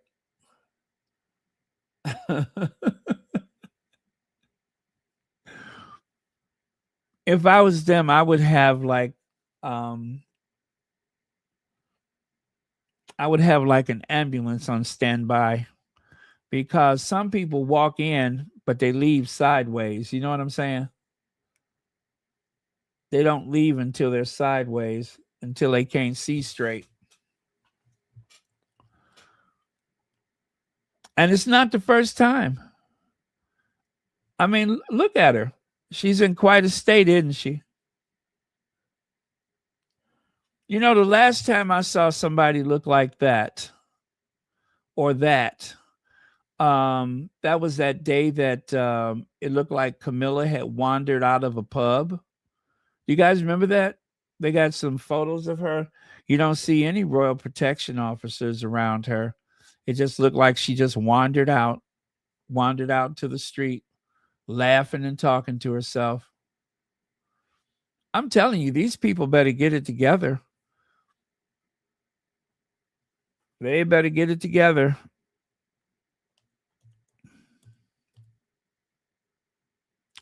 But it's in the eyes. You know what I mean? It's really in the eyes. The eyes say everything.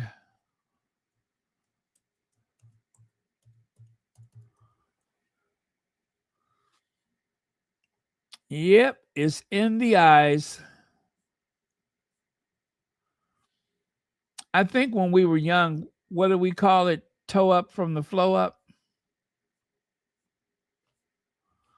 She toe up from the flow up.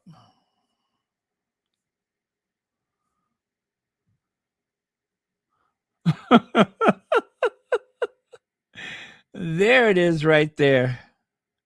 There it is. Didn't I tell you? Looks just like it, doesn't it? They all get that look on their face. They all get that look on their face. That's that look to say, we probably should have cut her off about, 3 glasses ago. That's the look that they have. I'm not saying that anyone is overserved. I'm just saying they have that look about themselves. But I'm certainly not implying that anyone has been overserved. I'm just saying they look like that.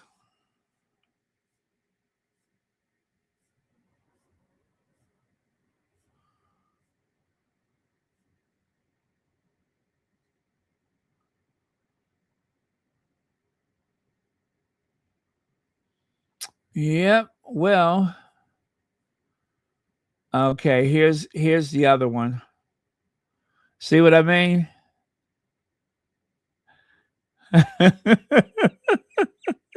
Where's the royal protection? Where's the Range Rover? How did she get there? It's just like she wandered onto the high street. She was over there. What's the name of her house? Woodmill or Raymill? She was over there at Raymill, snuck out the back way, giving the royal protection officers the slip. And then next thing you know, they find these images of her all over social media. That's what it looks like to me. Now, I'm not saying that that's what happened. I'm just saying it looks like that's what happened, right? Like she was sitting there. You know, in life at Ray Mill, that's her private residence. It's not as dull as they make it out to be. You know how she always say, "Oh, I just read books." You don't just read books. You give the royal protection the slip. You cut through a couple of farms, and then next thing you know, you're at the pub. You're on the high street. That's what happened. I mean, imagine that. Who would believe that that is the queen consort, right? You see someone wandering out of the pub like that, and you're just like, "Do I know her? Have I seen her before?" And Lord have mercy, it is the queen consort.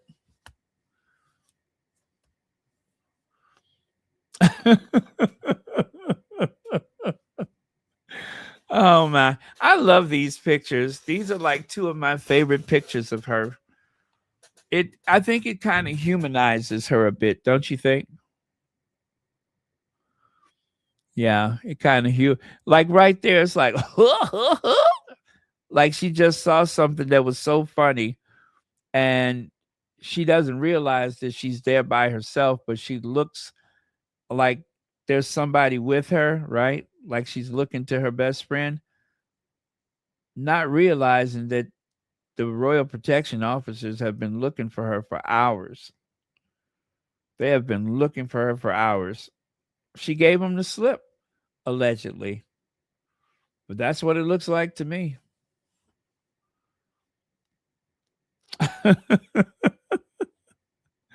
Well, I tell you, two of a kind, huh? Why do they get that startled look like that, huh? Because I've never been much of a drinker, but is it normal to get that startled look like that? Like somebody just snuck up on you?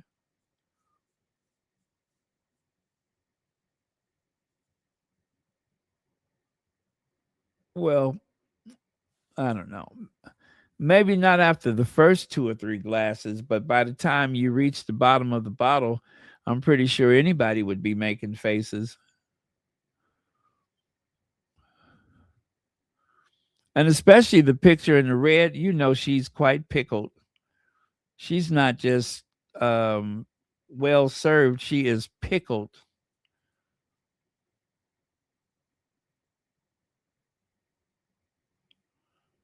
Yep.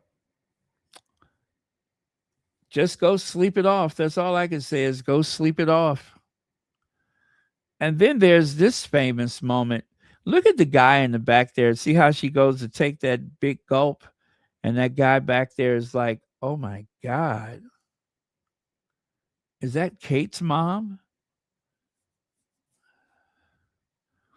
Oh, that cannot be Kate's mom. Yes, it is. That's Kate's mom with a plain paper bag and some cough syrup. Yeah, that's it. She's taking some cough syrup. She had a bit of congestion, so she just brought her cough syrup to the whatever game this is. What a sweet lady, thinking about everyone else.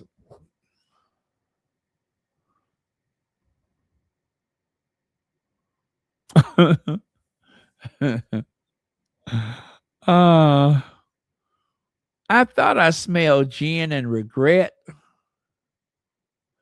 Why, Carol Middleton, is that you? I thought I smelled gin and regret.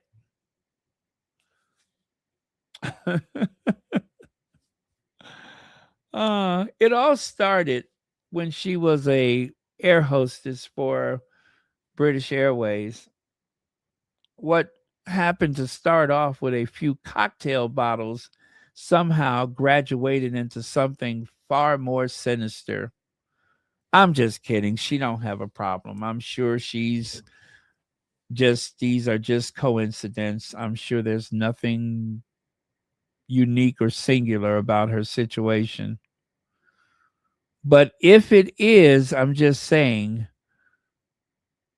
there's a lot of coincidence.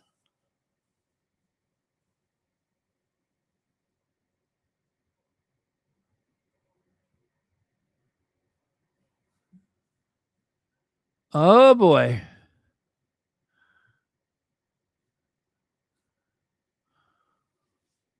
Oh, Carol Middleton with her daughter in law and Ascot.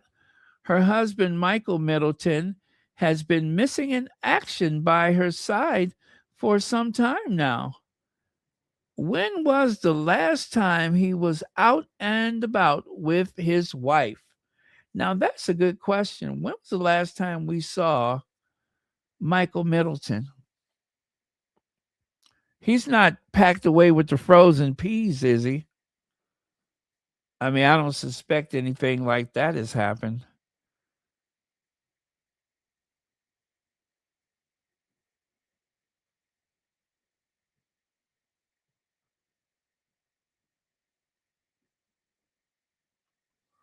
Well, well, well. If it isn't a little house on the prairie, if it isn't the Walton Mountain. Yes, she looks like a fugitive from the Walton Mountain. Is she a I wonder if she's a what do they call those people?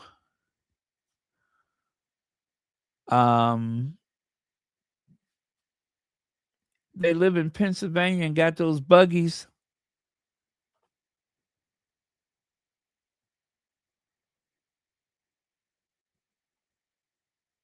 Yeah. Well, anyway, gosh, what do they call them? Not Mormons. What do they call those people?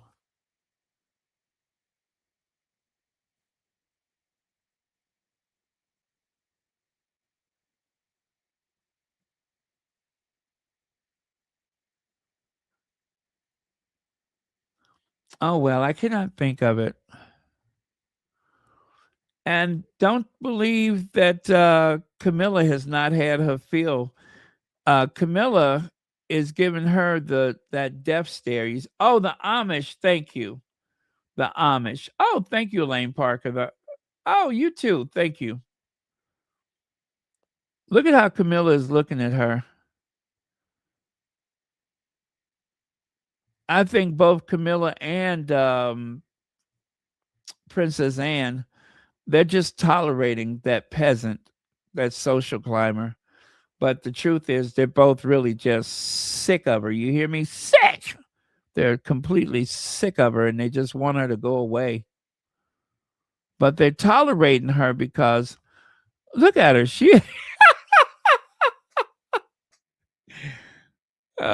back there just whooping it up. And Camilla and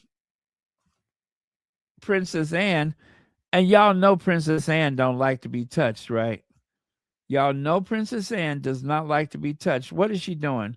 Hanging all over her arm and everything. This is a very uncomfortable moment for Princess Anne.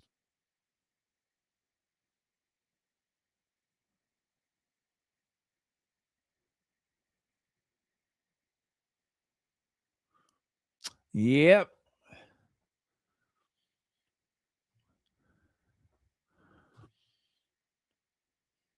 I bet you Princess Anne is using her what do you call it? She's sending a text message. Probably wants the royal protection officers to come and extract her from this situation, which is getting out of hand.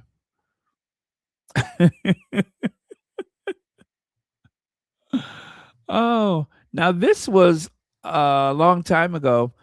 I forgot what year that was, but Carol Middleton uh, forgot to layer her outfit. Shouldn't she have a slip on? How embarrassing. I wonder if Arthur, what's his name, took that picture. Is it Arthur Miller? No. Arthur Edwards. Yeah, I wonder if Arthur Edwards took that picture. You know, that's one of his things is he likes to take those kind of pictures.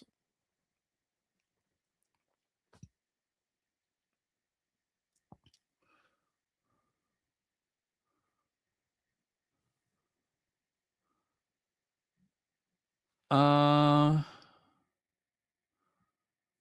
let's see here. Oh, you guys, take a look at this. Take a look at this. Um this will make sense to you in just a minute. Let me play that video.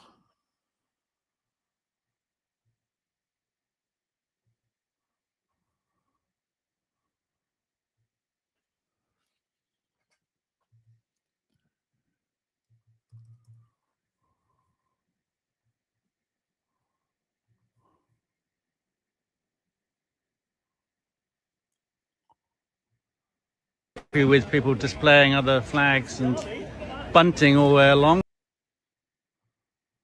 Oh, okay. Here we go. With people displaying other flags and bunting all the way along, but banners challenging the monarchy, oh no, they can't allow that. So here's the police taking down our banner. They're quite happy with people displaying other flags and bunting all the way along, but banners challenging the monarchy, oh no, they can't allow that.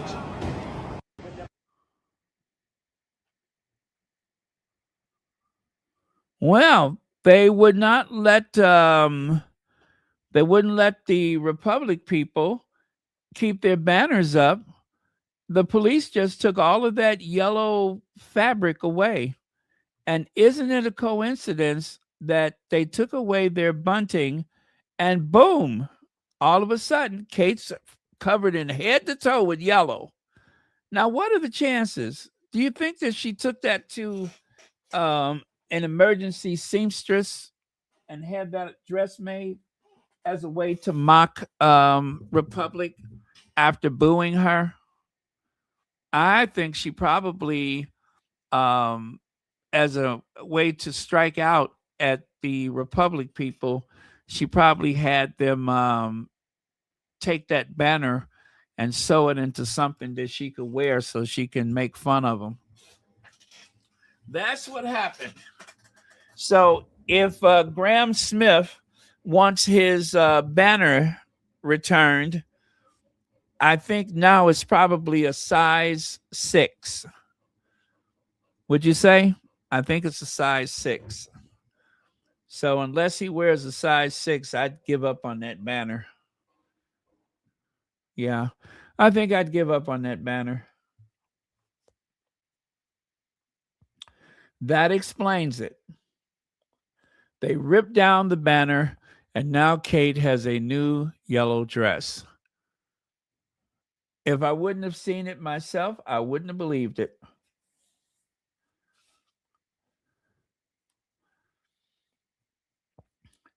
You say Liz Jones should play Lucifer?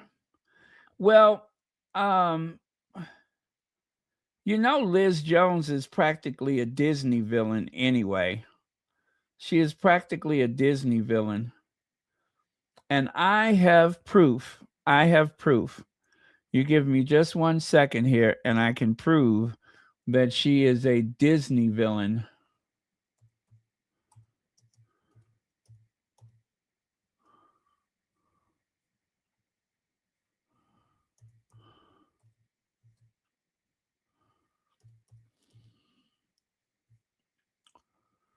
Let's see, where is she at here? Huh, there she is right there. She is a Disney villain, right down to the poison apple. I knew I've seen her before. I knew I'd seen her before. Yeah, that's Liz Jones, the one that wrote the article saying that Harry and Meghan's marriage is in trouble. Well, she's only saying that because she don't probably have anybody of her own. So all she do is spend her time thinking about how other people's happiness is. She needs to go and get some happiness of her own.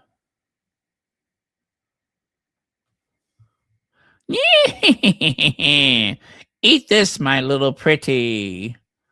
I mean, the spitting image, the bare-faced truth. If confidence comes from within, why do so many emaciated women still need war paint? I don't know. Why don't you tell us?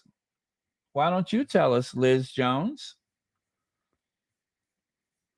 If happiness comes from within, or if confidence comes from within, why do so many women walk around with poison apples and write articles condemning other people's marriages? That's what I'm trying to figure out. So I tell you what, you figure out what I'm trying to figure out, and I'll try to help you with yours. But until then, eat this apple, my pretty. I mean, I have never seen anybody who looks more like a Disney villain than Liz Jones. Have you guys? Have you ever seen anybody who looks like the model from which they have created a Disney villain? If there is someone, it's Liz Jones. She is the archetype for all Disney villains.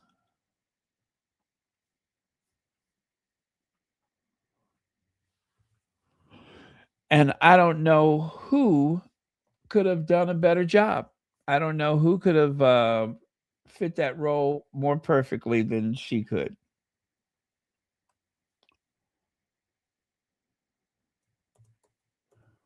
Yep, ladies and gentlemen, the ultimate Disney villain.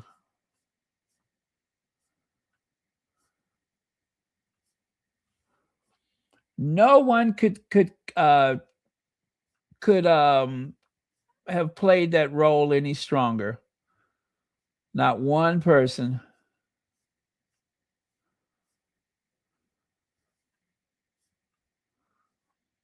Except there is one that I can think of. Here, let me see if I can find it. I can think of one other person who might be the perfect archetype for a Disney villain. Oh, you stand by. You're going to love this.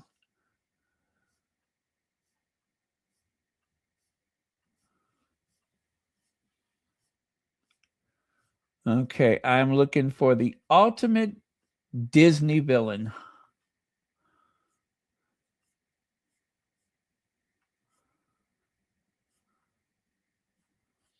Someone who could probably fill in when Liz Jones is unavailable.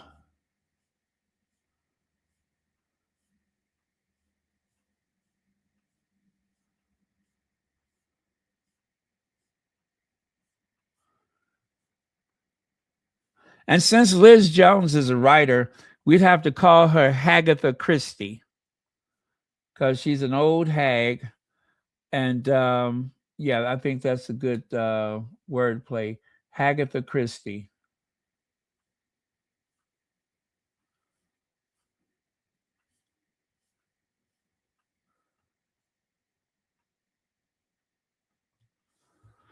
Okay, there you go. From one Disney villain to another. From one Disney villain to another. It's in their DNA, right? You have to admit that is quite a resemblance.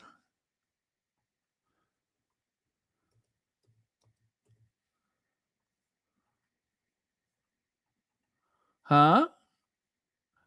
Was I wrong? Was I wrong?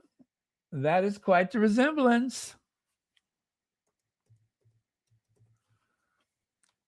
Nobody does it better.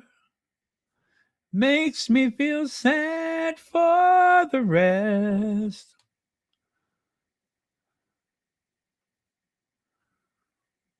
Yeah, perfect. Absolutely perfect. I submit to you a Disney villain.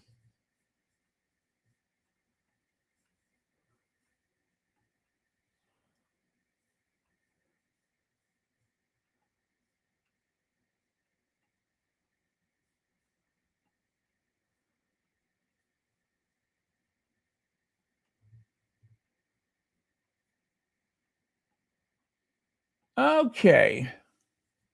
I think I could do better than that, though. Let me see.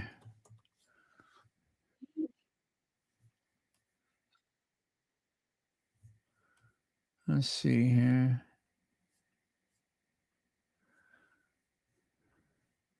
How about this? How about this?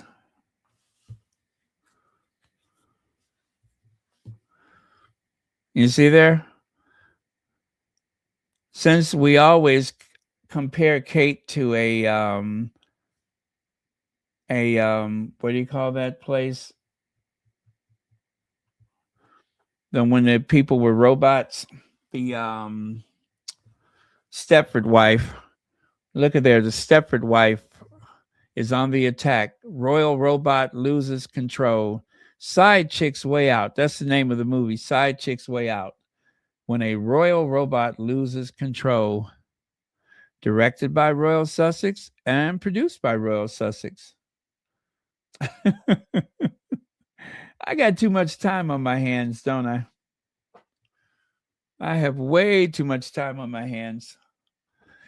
Anyway, you guys, I think I am going to call it a night. I have had so much fun, especially now that I'm getting to the Wicked Witch.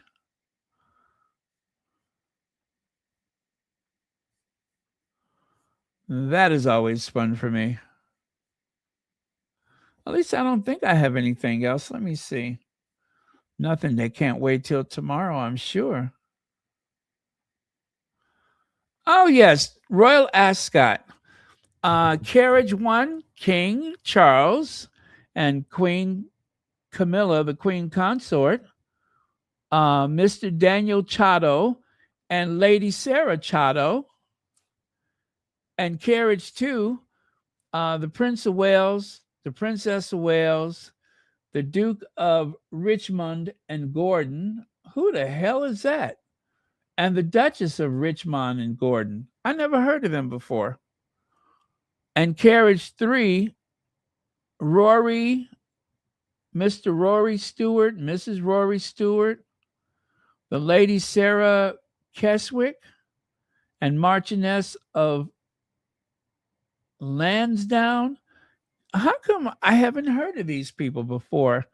Oh my God, the royal family is really scraping at the barrel, aren't they?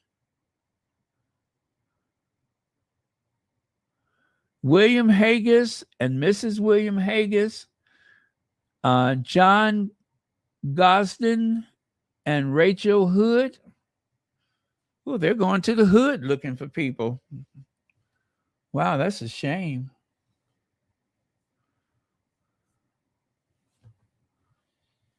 By the way, I don't know who made this image, but damn, that's good.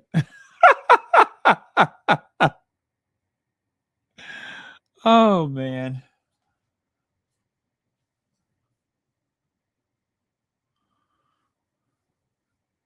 They cheer when one side sells teddy bears and praise every smile with glowing stares, yet jam on a shelf brings outrage and blame. Though children stay private, the critics do the same. The double standard is the loudest game. Oh, well, thank you for that, Harry and Meghan. Love always something, something. Oh, check it out. There's Chris Ship in his morning suit. That's Chris Ship with a P, not a T. And that's, what's her name? I always forget her name.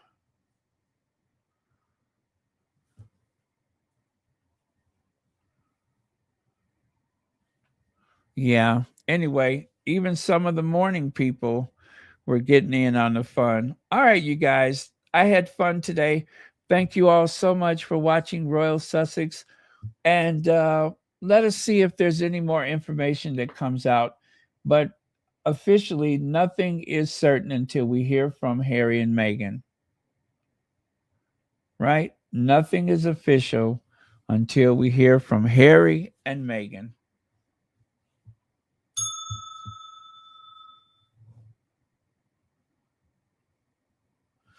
Oh, okay. I did not know that.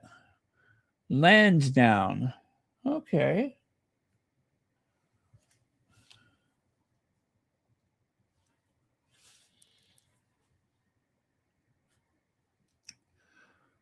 Oh, thank you, Angela M. Thank you, everybody. Love you guys. I'll see you next time.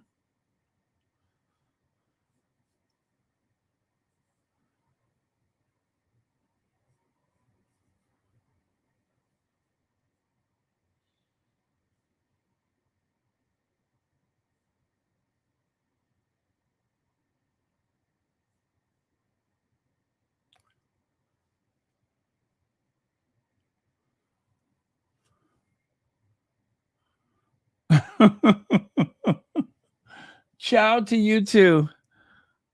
Oh my gosh. How could she look so perfect? Even the eyebrows, those beady eyes, all of it. I mean, she is the embodiment of it.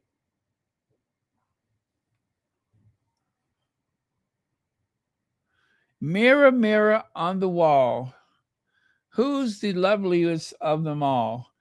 It ain't you, girl. It sure ain't you, girl.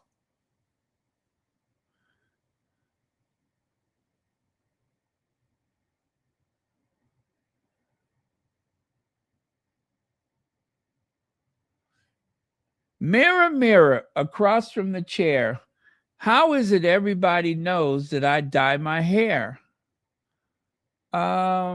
They know. They know. They just know.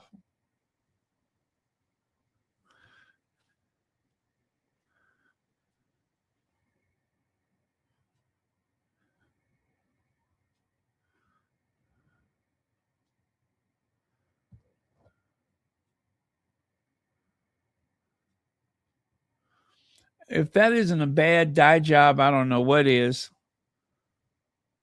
Oh my goodness. I'm looking at that part. I feel like I'm looking at the Suez Canal. I really do. I feel like I'm looking at the Suez Canal. That is quite a part.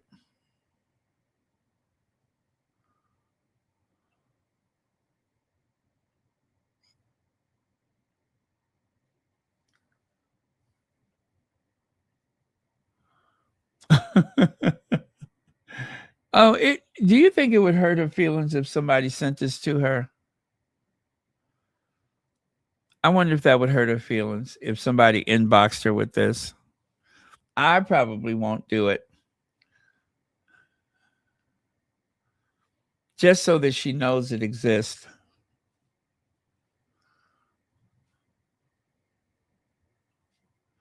Big Mama, I didn't know you were here. Okay, love you guys. I'll see you next time.